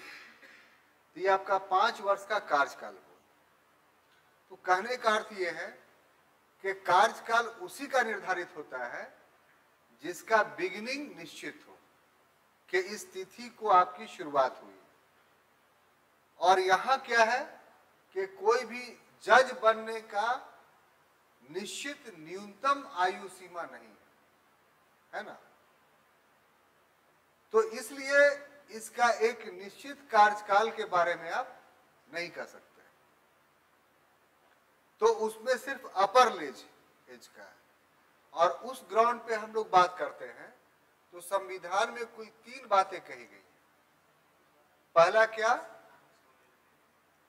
वो 65 वर्ष तक पद धारण करेगा, है ना। 65 साल के बाद वो पद धारण नहीं करेगा। पहले कब करेगा? प्रीवियस क्लास में हम बता चुके हैं कि योग्यता से आपको निर्धारित करना पड़ेगा, और योग्यता जिस ढंग से है तो प्रैक्टिकली कोई भी आदमी 47 साल से पहले सुप्रीम कोर्ट का जज नहीं बन सकता है। लेकिन 47 साल भी नहीं लिखा हुआ है, इसलिए आप कार्यकाल नहीं बोल सकते हैं। आप अपने सुविधा के लिए इसको समझ सकते हैं, है ना। दूसरा क्या है ऑप्शन, कि इसके पूर्व वो स्वयं त्याग पत्र दे दे। स्वयं त्याग पत्र दे दे। किसको त्याग पत्र देगा? राष्ट्रपति को रिजिग्नेशन दे दे। तब वो 65 वर्ष से पूर्व अगर नियुक्त हो गया तो 65 वर्ष से पूर्व वो पद से हटाया जा सकता है। ठीक है। और तीसरा ऑप्शन ये है कि राष्ट्रपति द्वारा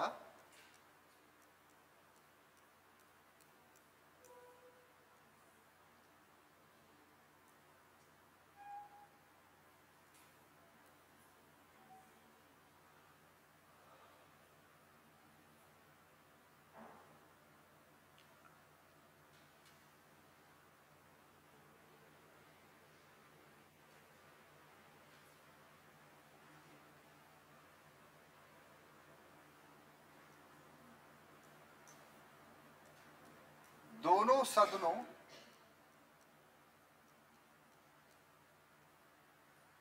द्वारा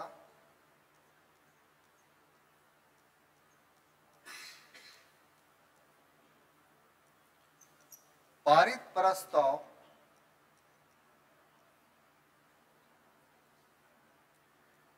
के आधार पर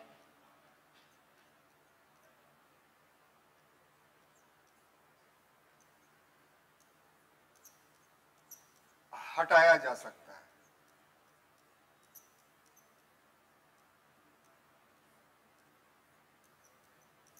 ठीक है।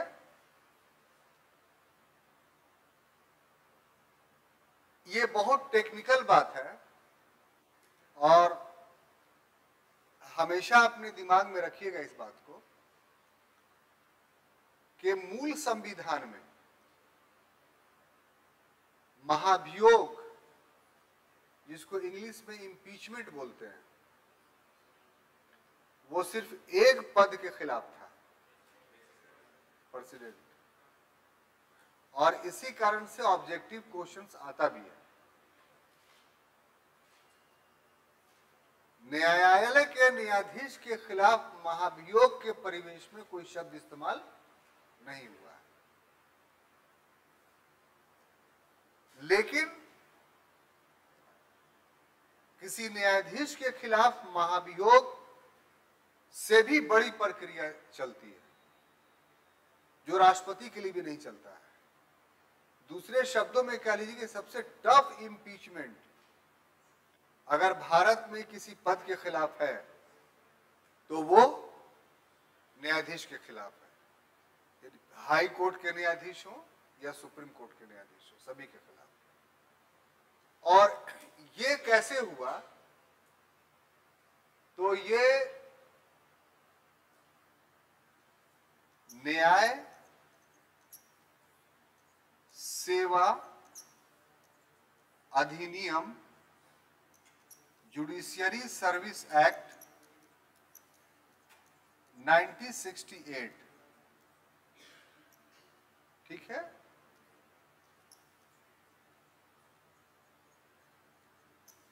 जुडिशियरी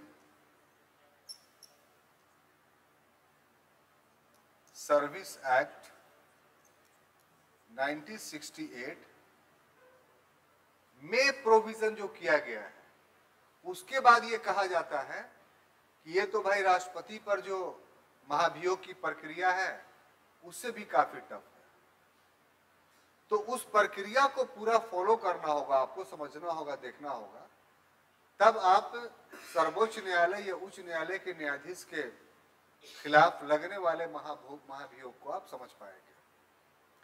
तो उसमें क्या है कि कॉन्स्टिट्यूशन में दो शब्द है, साबित कदाचार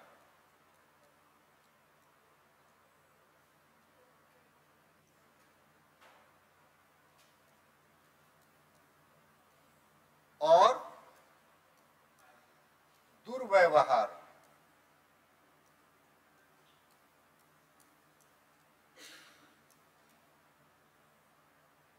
यानी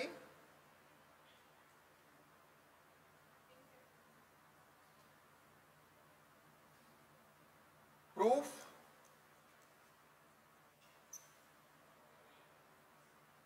करप्शन,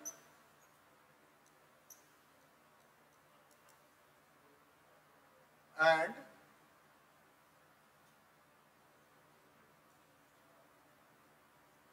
इनकैपेबिलिटी। और किसी ग्राउंड पे नहीं, अगर ये दो आरोप लग जाता है उन पर कि आपने साहब करप्शन किया है या फिर आपने दुर्व्यवहार किया है, इनकैपेबिलिटी लिख दिया गया तो आप समझ गए कि यहाँ पर दुर्व्यवहार का ये मतलब नहीं कि गाली गलौज मारा पीटी, ठीक है। यहाँ पर दुर्व्यवहार का मतलब ये है कि आपको जो ड्यूटी दिया गया उसको कार्य को करने में सक्षम नहीं, ये दुर्व्यवहार का यहाँ पर सेंस है, इनकैपेबिलिटी का सेंस है। तो अगर ये चीज का आरोप लगता है, आरोप कोई ना कोई लगाएगा, तब फिर इसके बाद क्या होगा वो देखिए। पहला प्रोसेस तो ये होगा कि 100 लोकसभा सदस्य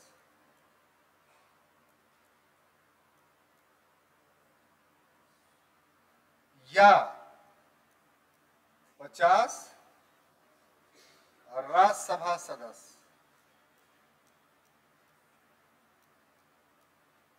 के हस्ताक्षर से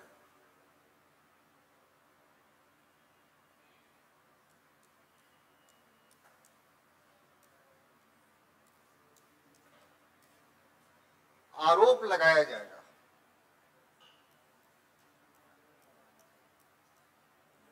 ठीक है,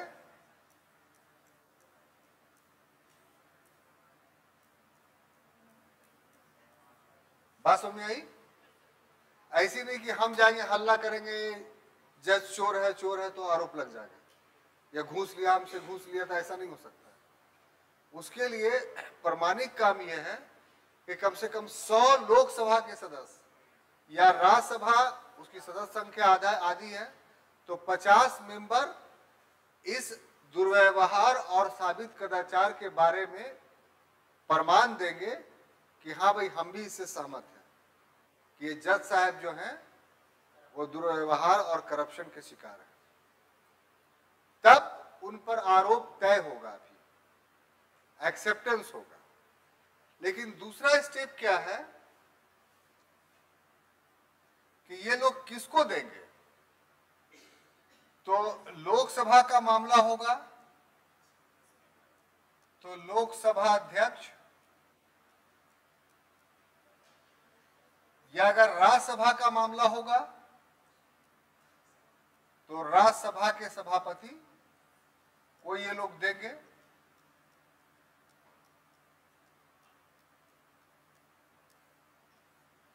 इसके सामने दो विकल्प होगा दोनों आदमी के पास, क्या स्वीकार या अस्वीकार, यही ना होगा, स्वीकार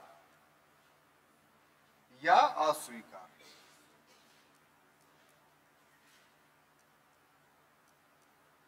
अगर अस्वीकार कर देता है लोकसभा अध्यक्ष या सभापति तो ये प्रस्ताव यहीं पर समाप्त हो जाएगा।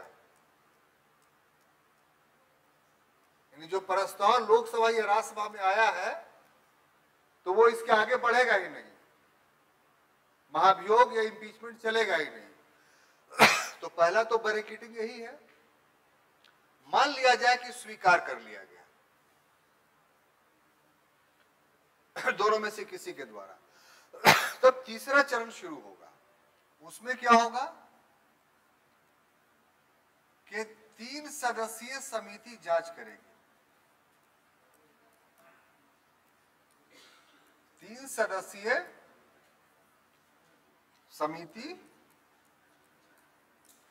जो आरोप लगा है उस आरोप की क्या करेगी? जांच। अब 3 सदस्यीय में 3 सदस्य कौन कौन होंगे? तो एक होगा सुप्रीम कोर्ट का चीफ जस्टिस या कोई सीनियर जज, दूसरा होगा हाई कोर्ट का, किसी हाई कोर्ट का चीफ जस्टिस या सीनियर जज वहां का, और एक व्यक्ति होगा जो अच्छा जूरिस्ट यानी कानून का अच्छा जानकार हो। उसके पास सभापति या अध्यक्ष का रिकमेंडेशन जाएगा कि ये सब कागजात हैं, ये सब आरोप है मेंबर के, आप जांच करके बताइए कि आरोप सही है कि गलत है। ठीक है, तो यहां पर भी क्या है, ये 2 काम करेगा। एक कि उस आरोप को स्वीकार करेगा कि हाँ जो आरोप लगा है वो सही है, या दूसरा वो कमेटी क्या करेगी कि उस आरोप को अस्वीकार कर देगी, यानी रिजेक्ट कर देगी। तब क्या होगा, जब रिजेक्ट करेगी तो यहां पर भी प्रस्ताव समाप्त हो जाएगा। ये दूसरा अवसर है कि जहां पर प्रस्ताव समाप्त की संभावना बनती है। ठीक है, अब जब ये मान लिया जाए कि ये स्वीकार कर लिया गया, तब फिर चौथा स्टेज होगा, क्या? सदन में जाएगा। सदन में एक ही बार, ऐसा नहीं कि ज्वाइंट सेशन इसके लिए होगा, दोनों सदन में अलग अलग जाएगा। कैसे कि अगर मान लिया जाए कि राज्यसभा से बात शुरू हुई है तो इस प्रक्रिया के बाद चौथा स्टेज में जाएगा तो राज्यसभा में सबसे पहले जाएगा। तो राज्यसभा को कुल एवं उपस्थित सदस्यों का 2/3 बहुमत से पास करना होगा। वहां पास हो गया तब लोकसभा में जाएगा, वहां भी कुल या उपस्थित सदस्यों का 2/3 बहुमत, यानी समान रूप से नहीं। अगर लोकसभा से प्रक्रिया शुरू हुई है तो सबसे पहले लोकसभा में और तब राज्यसभा में। वहां अगर मान लिया जाए कि पास नहीं होता है दोनों सदनों से तो वहीं पर समाप्त हो गया ये। अगर वहां भी मान लिया जाए कि दोनों सदनों द्वारा पास कर दिया गया, तब क्या होगा? 5वां राष्ट्रपति के पास जाएगा। अब यहां पर राष्ट्रपति बाध्य है। एक प्रश्न आपके मस्तिष्क में होगा कि राष्ट्रपति को क्या को भी क्या अधिकार है कि वो रोक दे इसको कि नहीं हटेगा। तो नहीं, यहां पर जवाब आपका यह नहीं होगा। यहाँ पर हुआ कि राष्ट्रपति को जो है एक्सेप्ट करना होगा कि हाँ साहब आप पद से हट गए। अभी तक स्वतंत्रता के 75 वर्षों के बीच में सिर्फ एक बार ऐसा अवसर आया है 1991 से 93 के बीच में, 1991 से 93 के बीच में एक सुप्रीम कोर्ट के जज थे वी रामास्वामी। इनके विरुद्ध महाभियोग की प्रक्रिया आई थी, लेकिन लोकसभा में कांग्रेस ने साथ नहीं दिया, आरोप भी साबित हो गया था। यानी 3 प्रोसेस जो है वो क्रॉस कर चुका था, लेकिन सदन में जब आया तो कांग्रेस ने उस बिल का साथ नहीं दिया था और इस वजह से इन पर महाभियोग साबित नहीं हो पाया और ये बच गए। तो कार्यकाल के संबंधित इतनी सारी बातें थी। क्लियर? इसमें कोई क्वेश्चंस हो तो पूछिए।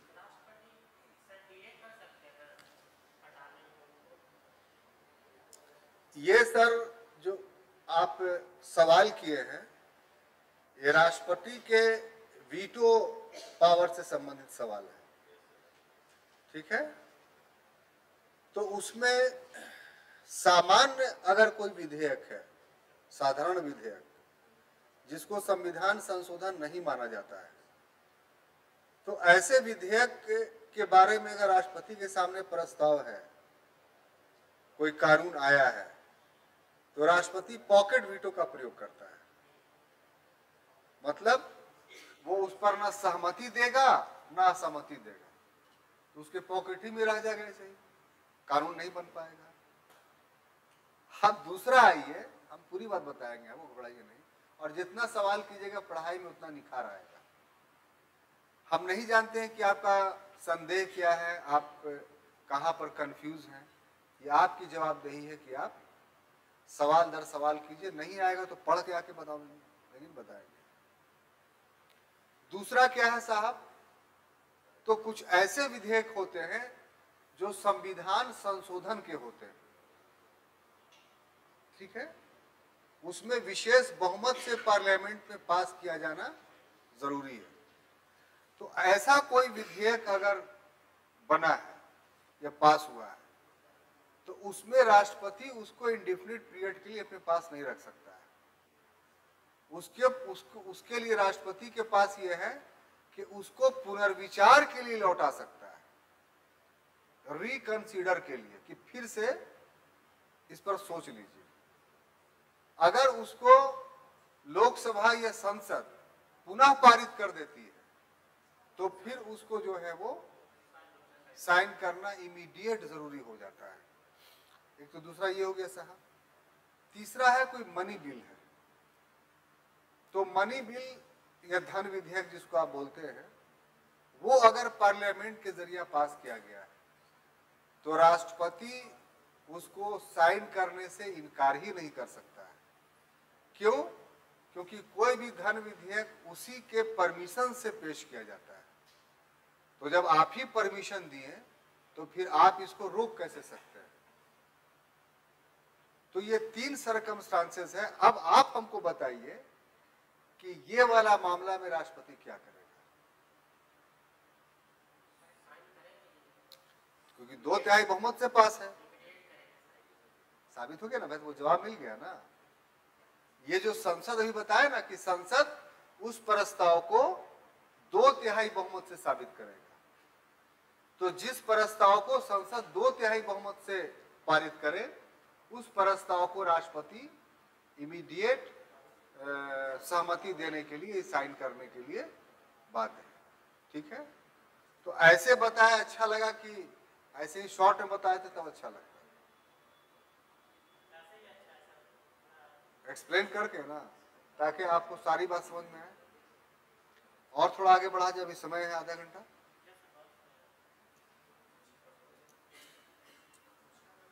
तो अब ये हो गया साहब। कल ये पढ़ाए थे कि सर्वोच्च न्यायालय का स्थान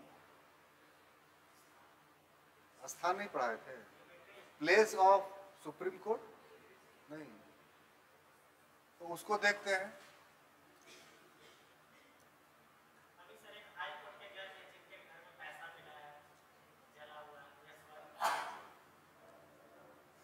हाँ सर, सुने तो हम भी हैं।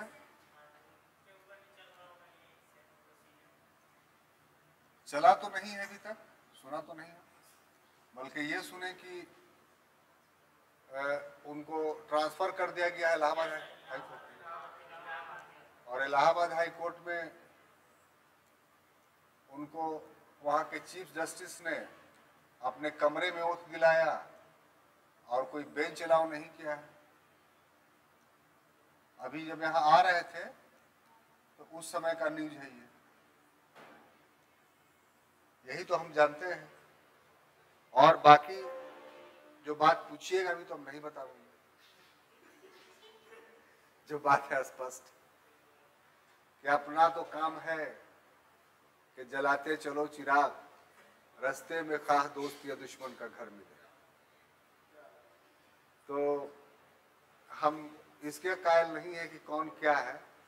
मेरा काम है कि आईना दिखा देते हैं, आपका शक्ल क्या है या क्या नहीं, माने मुद्दा क्या है क्या नहीं, वो आप समझिए। इतना तो पढ़ाते पढ़ाते आइडिया हो गया है कि क्लास को स्मूथली कैसे चलाया जाए। हम रिसर्च कर रहे हैं, हाँ समझिए कि कर लिए, अब डिग्री मिलना बाकी है। तो उसमें कोर्स वर्क चलता है, समझ गए। तो कर रहे थे भाई, तो बूढ़ा आदमी है तो बड़ा शुरू में बड़ा हेडेक हुआ हमको। एक ज़माने के बाद हमको पढ़ाना, हम पढ़ाते हैं तो हमको पढ़ाना पड़ रहा है। तो हफ्ता 10 दिन तो मेरा बड़ा झेप के ऐसे करके बैठते थे। तो फिर नज़र उठा के देखा तो पाया कि अपने अकेलेपन का मैं किससे गिला करूं, जिसको भी मुड़ के देखा वो तन्हाइयों में था। माने सिर्फ हम ही बूढ़े नहीं थे, बहुत सारे बूढ़े थे। तो थोड़ा हिम्मत, माने हमसे भी ज़्यादा बूढ़ा थे, तो उसमें उसके समक्ष हम जवान नग में थोड़ा हिम्मत आया। तो मगध यूनिवर्सिटी का हिस्ट्री डिपार्टमेंट का वो जो कोर्स वर्क था उसको हम एकदम निडिल पॉइंट पे खड़ा रखते थे। एक भी क्वेश्चंस जमीन में नहीं गिरता था। जैसे कुछ एग्जाम्पल देंगे तो आपको पढ़ने की उत्सुकता बढ़ेगी। ठीक तो बात कर रहे हैं, ये पढ़ाई की बात है, घबराइए नहीं। ये सभी से भी उत्प्रेरणा मिलता है, मोटिवेशन मिलता है, समझ गए। आप ऐसा ना समझिए कि हम इससे इतर हट करके, वो ऐसे कहा कि तुम मुंह से ना बोलो आंखें तो बताती हैं, क्या दिल में है तेरे हम खूब समझते हैं। आप जो सोचेंगे हम जान जाएंगे, इसलिए मेरे खिलाफ मत सोचा कीजिए। आपके दुश्मन नहीं है, आपके फेवर में बात करते हैं। कुछ ऐसी दिलकश बातें होती हैं कि उसको शेयर करना चाहिए आपको। तो साहब एक आईपीएस की बीवी थी, वो भी कर रही थी पीएचडी। तो उसमें एक प्रोजेक्ट वर्क होता है कि आपको अपना आर्टिकल पढ़ना है, आर्टिकल लिख के लाइए जो आपका टॉपिक है उससे रिलेटेड। और जब पढ़ लीजिएगा तो जो सुनने वाले हैं वो आपसे सवाल करेंगे। तो महिला सशक्तिकरण, बड़ा गौर से सुनिएगा आप लोग भी लेडीज, और ये समझ के सुनिए कि आपके खिलाफ हम नहीं बोल रहे हैं। लगेगा कि खिलाफ, लेकिन बिल्कुल युक्ति युक्त है। तो बहुत अच्छा लेक्चर दी बेचारी वो, हमने तारीफ भी किया, लेकिन सवाल एक कर दिया। तो मैडम, महिला सशक्तिकरण का जहां तक प्रश्न है तो हम ऐसा समझते हैं कि दो काम में से एक ही काम हो सकता है। कोई व्यक्ति हो, अगर मर्द हो, तो महिला सशक्तिकरण के परिवेश में उसको दो काम में से कोई एक काम चॉइस करना पड़ेगा। पहला तो ये कि वो धर्म को नहीं माने। अगर धर्म को मानता है तो फिर महिला सशक्तिकरण की बात ना करें। क्योंकि सुनिए, देखिए शांति से सुनिए, जब हम वहां क्वेश्चन करते थे तो पिन ड्रॉप साइलेंट रहता था। तो महिला सशक्तिकरण ना करें, दोनों साथ साथ नहीं चल सकता। कारण ये है कि किसी भी रिलीजन्स को उठा लीजिए, हम मुसलमान हैं तो इसलिए सबसे पहले इस्लाम को ही उठाया, ताकि कोई आरोप न लगा दे कि आप दूसरे धर्म वालों की बुराइयां कर रहे हैं। हमने इस्लाम धर्म में भी औरतों को पुरुषों से निम्नतर कहा गया है। कैसे कि बीबी हव्वा बाबा आदम के पसली से पैदा हुआ और बीबी हव्वा के कहने पर, यानी बीवी कुटना होने की वजह से बाबा आदम जो है जन्नत का एक फल खा लिया, वो जन्नत से निकाल दिए। यानी बीबी हव्वा कोई अकल वकल नहीं था। तो दो तरीके से साबित हुआ इंफीरियरिटी। क्रिश्चियनिटी में आइए तो उसमें भी कहा गया कि ईसा मसीह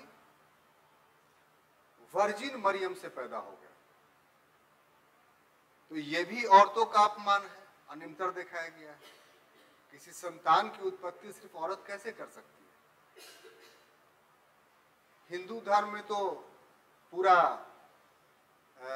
आख्यान ही भरा हुआ है औरतों के विरोध में कि उसको शूद्र के समान माना जाए। बुद्ध की जहां तक बात है तो बुद्ध ने अपनी मौसी जिसकी दूध पिए थे बुद्ध, उसको भी संघ में प्रवेश नहीं दे रहे थे। आनंद के, बड़ा गौर से सुनिए, आनंद के कहने पर जब प्रवेश दिया भी तो कह दिया कि 500 साल के बाद बौद्ध धर्म खत्म हो जाएगा। तो औरतें इतनी जब बुरी हैं और उनको आप अच्छा बनाने का प्रयत्न कर रहे हैं तो फिर धर्म विरोधी बात कर रहे हैं। तो या तो धर्म को छोड़ दीजिए तब सशक्तिकरण कीजिए, और नहीं तो अकॉर्डिंग टू धर्म आप महिलाओं का उत्थान करना चाहेंगे तो उस रूप में सशक्तिकरण नहीं होगा जिस सशक्तिकरण की बात भारत सरकार कर रही है। मैडम, मेरा आपसे सवाल डायरेक्ट ये है, अब हम उन पर आए आंख से आंख मिला करके, कि आप अपने रिसर्च में इस समस्या का कैसे समाधान करेंगे?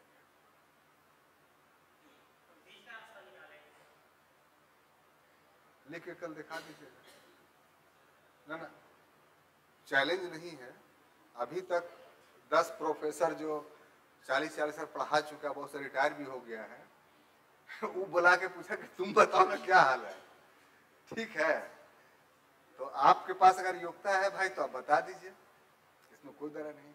फिर वो मैडम पटना में रहती, फोन की कि सर प्लीज सर कुछ बताइए। हमने ना, हम ना बता रहे, हम रिसर्च कर रहे हैं, हमारा टॉपिक होता तो हम बता देते। जानते हैं आप, इसके लिए 2-3 घंटे के लेक्चर्स की जरूरत है, हम क्यों अपना समय बर्बाद करें। एक सवाल तो ये था, एक पीयूष नयन गोयल है वहाँ, पूर्व HOD हैं, अभी सीनियर माने एसोसिएट प्रोफेसर बन गए।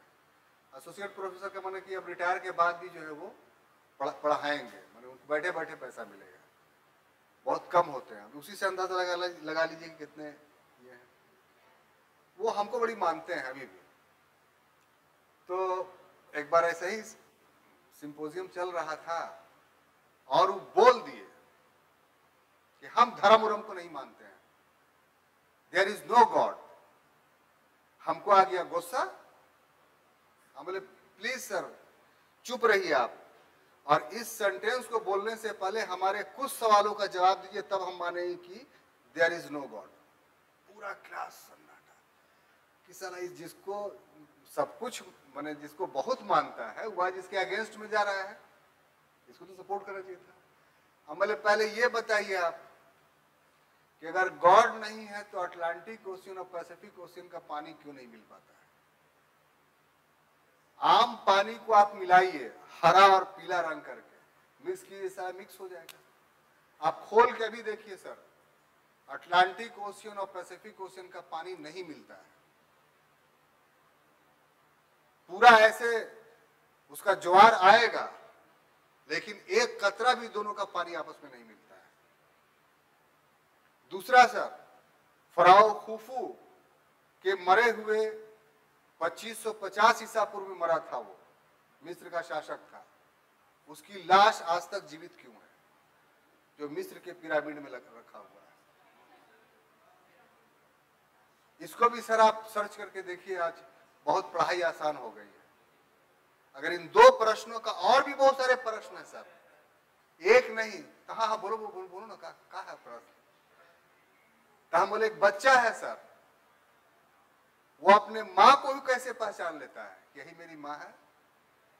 10 औरतों के बीच छोड़ दीजिए उसको, वो जाएगा तो अपने माँ ही के पास जाएगा, चाहे उसकी माँ काली कलूटी बदशकली क्यों नहीं हो। उसको दुनिया में सबसे प्यारा कोई चीज लगता है तो वो उसकी माँ लगती है, बाप भी नहीं लगता है। बाप को भी लतड़ा देता है लेकिन माँ को बच्चा नहीं लतड़ाता है। ये कौन सी साइकोलॉजी और कौन सी प्रभाव है। और बोलिए सर लिस्ट है मेरे पास, इसका आंसर आपके पास नहीं है। इसका आंसर यही है कि देयर इज गॉड। आज तक ऐसे रहते हैं। संसार ठीक होना जाहिर सी बात है। ज्योग्राफी आप पढ़ते हैं तो ज्योग्राफी में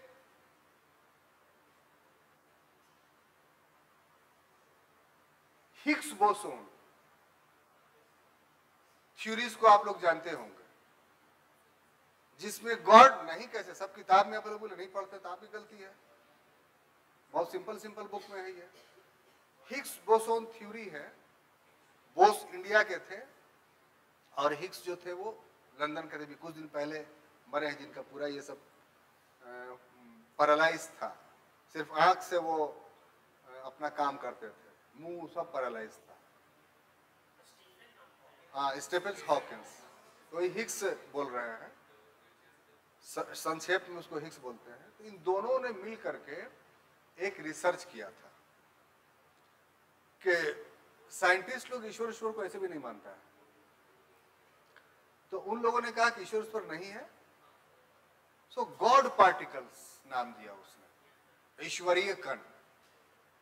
इलेक्ट्रॉन, प्रोटॉन, न्यूट्रॉन के बाद पॉजिट्रॉन, उसके बाद प्लाज्मा की स्थिति, यहां तक हम लोग पहुंच गए हैं। उसने कहा कि प्लाज्मा से भी नीचे है क्या, गॉड पार्टिकल्स। तो ये रिसर्च करके उसने छोड़े, वो इसकी इसी की स्थिति जो है ये हो जाता है कि जो कहो वो हो जाएगा। तो बिग बैंग थ्योरी या पूरा आप ज्योग्राफी के कॉस्मोस इवोल्यूशंस को अगर पढ़ेंगे बहुत ठंडे दिमाग से, ठीक है, तो क्या है, चाहे इमैनुअल कांट हो, चाहे लाप्लास हो, चाहे रॉस हो, जिसने यूनिटरी थ्योरीज दिया है, ये चाहे बाइनरीज थ्योरीज हो, सबकी एक हकीकत है कि ये ब्रह्मांड वास्तव में गैस का गोला था। अब वो कैसे इकट्ठा हुआ, इसमें सबका अपना अपना विवाद है। लास्ट में जॉर्ज लेमेथियर जो एक पादरी था, साइंटिस्ट नहीं था, बेल्जियम का एक पादरी था, जिसने कहा कि बिग बैंग थ्योरी दिया, ये महाविस्फोट। यहीं पर आप थोड़ा सा गलती कर जाते हैं। वो जो महाविस्फोट हुआ वो कोई ऐसा नहीं कि ये मेरा सोलर सिस्टम इतना बड़ा कोई पिंड था वो टूट गया और जो है वो मतलब के 8 भागों में बट गया और साहब ने, उसने ये नहीं कहा। उसने कहा कि बिल्कुल छोटा पार्टिकल था, उसमें विस्फोट हुआ और वो इतना भयंकर विस्फोट था कि उससे इतने गैसें और धूलकण निकली कि बाद में उसका समूहन हुआ। सबसे ताजुब की बात उसने कहा कि ये घटनाएं 2 दिन, 4 दिन, 2 महीना, 4 महीना और 200-400 साल की में नहीं हुआ, ये तत्क्षण हुआ, इमीडिएट, यानी विद इन सेकंड। तो ये बात को अभी तक कोई ये नहीं, बाद में डॉक्टर संडोज या एलन संडोज या फिर एक और नाम भूल रहे हैं, खैर जो हो, तो उन लोगों ने कहा कि भाई एक्सपेंशन थ्योरी दी, विस्तार का सिद्धांत, कि साहब हर ग्रह या तारे जो है एक दूसरे से दूर होते चले जा रहे हैं और हाइड्रोजन हीलियम में चेंज कर रहा है और जब खत्म हो जाएगा तो फिर वो रेड ड्वार्फ बन जाएगा, फिर व्हाइट ड्वार्फ बन जाएगा, फिर वो उसका अस्तित्व खत्म हो जाएगा, फिर ब्लैक होल में चल जाएगा। ब्लैक होल के बाद कोई स्टडी नहीं। तब ठीक है, 2011 या 12 में, 2012 में स्विट्जरलैंड में बर्न एक जगह है जहां धरती के 1000 फीट नीचे खुदाई की गई 27 किलोमीटर लंबा एक सुरंग बनाया गया और उसमें पाइप बिछाया गया शीशे का और एक कोलाइडर बनाया गया कि ये चलेगा तो इसी से गॉड पार्टिकल पैदा होगा और उसको हम लोग कैद कर लेंगे, फिर कुन फयाकुन की स्थिति में पहुंच जाएंगे, यानी हम ही लोग गॉड हो जाएंगे। ये साजिश थी। कोलाइडर चला भी, गॉड पार्टिकल्स पैदा भी हुआ, लेकिन उसको कैद ये लोग नहीं कर पाए। तो साइंस का जैसे जैसे विकास हो रहा है वैसे वैसे मेरे कहने का मतलब है कि धर्म और मजबूत हो रहा है। जब कुछ ना था तो शून्य था, शून्य ना होगा तो कुछ ना होगा। कभी महाभारत के इस व्याख्यान पर आपने गौर किया? यही तो ब्रह्मांड के पतन और उत्थान की कहानी कह रहा है। जिसको आप डार्क मैटर बोल रहे हैं, कुछ नहीं होगा, और जब वही बिग बैंग हो गया तो कुछ बन गया। तो इस तरीके से इस ब्रह्मांड के कॉस्मोस के बनने के पीछे जो अकाउंटेबल कारण है वो आज ज्योग्राफी ये साबित कर रहा है कि वो एक पार्टिकल्स है, वो एक कण है जो कुछ भी पैदा कर सकता है। और इसके अलावा इस यूनिवर्स के अंदर जो सोलर सिस्टम है, उस सोलर के सिस्टम के अंदर जो प्लेनेट सिस्टम है, उस प्लेनेट में जो आपका प्लेनेट है एकमात्र, यहां जो जीवन का आधार है, चाहे जीव कुछ भी हो, पेड़ पौधा हो या जानवर हो, हर की उत्पत्ति पर आप गौर कीजिए तो वही एक कण है, जिस कण से एक बड़ा वट वृक्ष बन जाता है, या फिर बड़ा बड़ा हाथी बन जाता है, या छोटा चींटी बन जाता है। उस कण का आप एलोबरेशन कीजिए, आपके पास ये है, तो उस कण का केमिकल कंपोजिशन आज तक कोई नहीं पता कर पाया है। आपके पास भी है, आप स्पर्म लिख करके उसका केमिकल कंपोजिशन टाइप कीजिए, क्या बताता है वो? वेग बातें बता करके चला जाएगा। तो जहां से उत्पत्ति हुई है उस पार्टिकल्स को हम लोग आज तक नहीं जान पाए हैं। तो नहीं जान पाए हैं तो बुद्धिमानी तो इसी में न है कि उसी को गॉड पार्टिकल्स मान लिया जाए।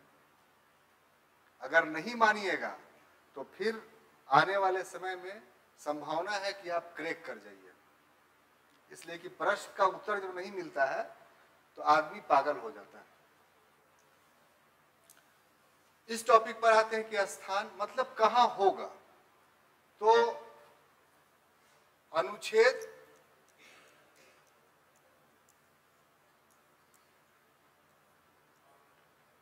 या आर्टिकल 124(5) 5 या 6 है, कुछ 5 या 6 होगा, मिला लीजिएगा। तो इसमें जो कहा गया है बात सिंपल सी बात है, लेकिन थोड़ी सी टेक्निकलिटी है, इसलिए इसको पढ़ा रहा है कि इसका स्थान जो है सर्वोच्च न्यायालय का, यानी कहां सिचुएटेड होगा। तो सिंपल सी बात कही गई है कि दिल्ली में होगा। ठीक है,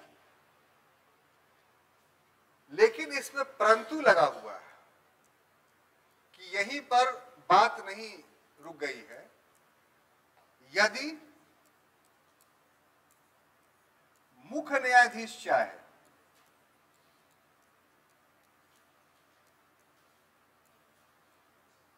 मुख्य न्यायाधीश राष्ट्रपति की सहमति से, राष्ट्रपति की सहमति से किसी अन्य स्थान पर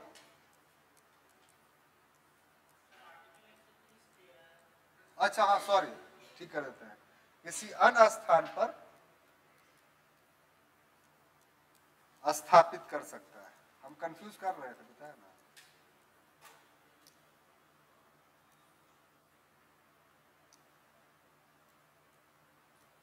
ठीक है।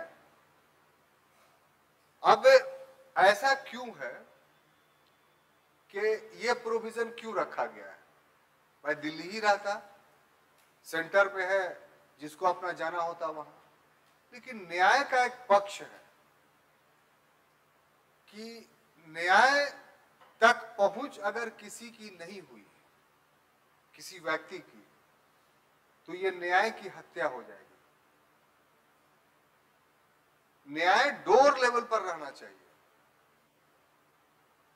और इसीलिए आप देखेंगे बहुत सारे जो राजा महाराजा होते थे वो अपने दरबार में न्याय की जंजीर स्थापित करते थे। जैसे जहांगीर, उसके दरबार में सोने की जंजीर थी, कोई रात में भी आकर उसको बजाता था तो जहांगीर को उठना पड़ता था। या हर राजा, चाहे वो प्राचीन काल का मौर्य वंश हो या मध्यकाल का मुगल काल, झरोखा दर्शन की पद्धति सब में रही है। तो अपने पूरे कार्यालयी कार्यकाल में हर राजाओं ने झरोखा दर्शन दिया। जयपुर में झरोखा दर्शन के लिए एक महल ही पूरा बना हुआ है, जिसको झूलता हुआ महल कहा जाता है। उसमें सिर्फ राजा ही नहीं बैठता था, बल्कि रानियां भी बैठती थी। हालांकि उसको उत्सव देखने के लिए भी उसका इस्तेमाल किया जाता था, लेकिन झरोखा दर्शन के रूप में तो क्या है, कोई भी आदमी बादशाह से जाके अपील कर सकता था। यहां तक कि जो सबऑर्डिनेट होते थे वो बादशाह नहीं, किसी के अधीन है। जैसे राजा मान सिंह, राजा मान सिंह पता है कि 9 साल बिहार का गवर्नर रहा। और जो मानपुर देखते हैं आप गया का, ये राजा मान सिंह के द्वारा बसाया हुआ। मानपुर में उसने 2 तालाब खुदवाया था, आज भी वो तालाब। तो मान सिंह कहां से शासन करता था बिहार में, ये जरा बता दीजिए तो। है? राजगीर से, पटना से, गए से,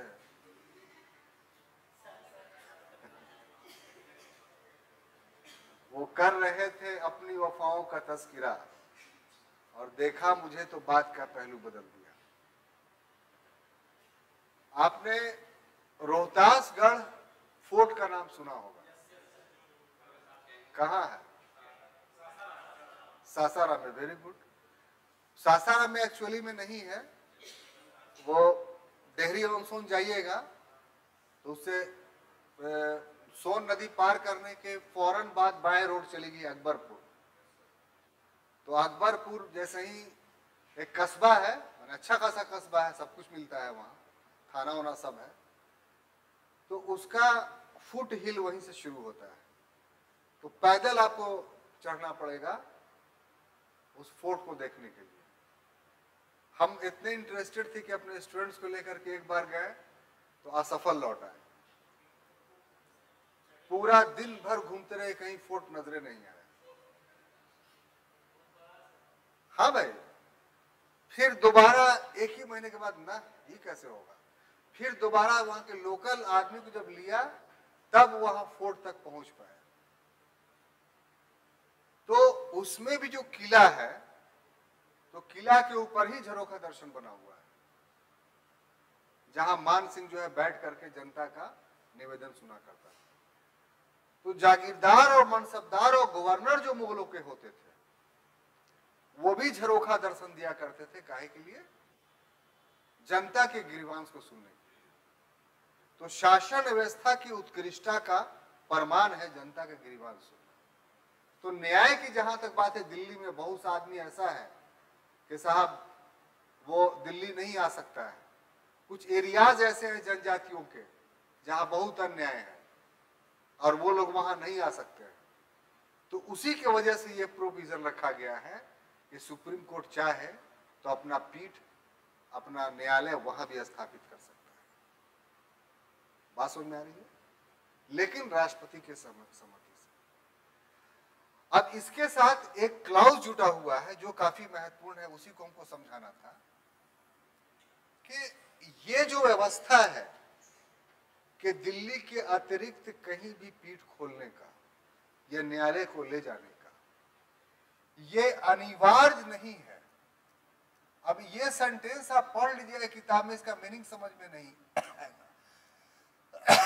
अनिवार्य नेसेसरी नहीं है, बल्कि वैकल्पिक है। वैकल्पिक समझ रहे हैं ना, ऑप्शनल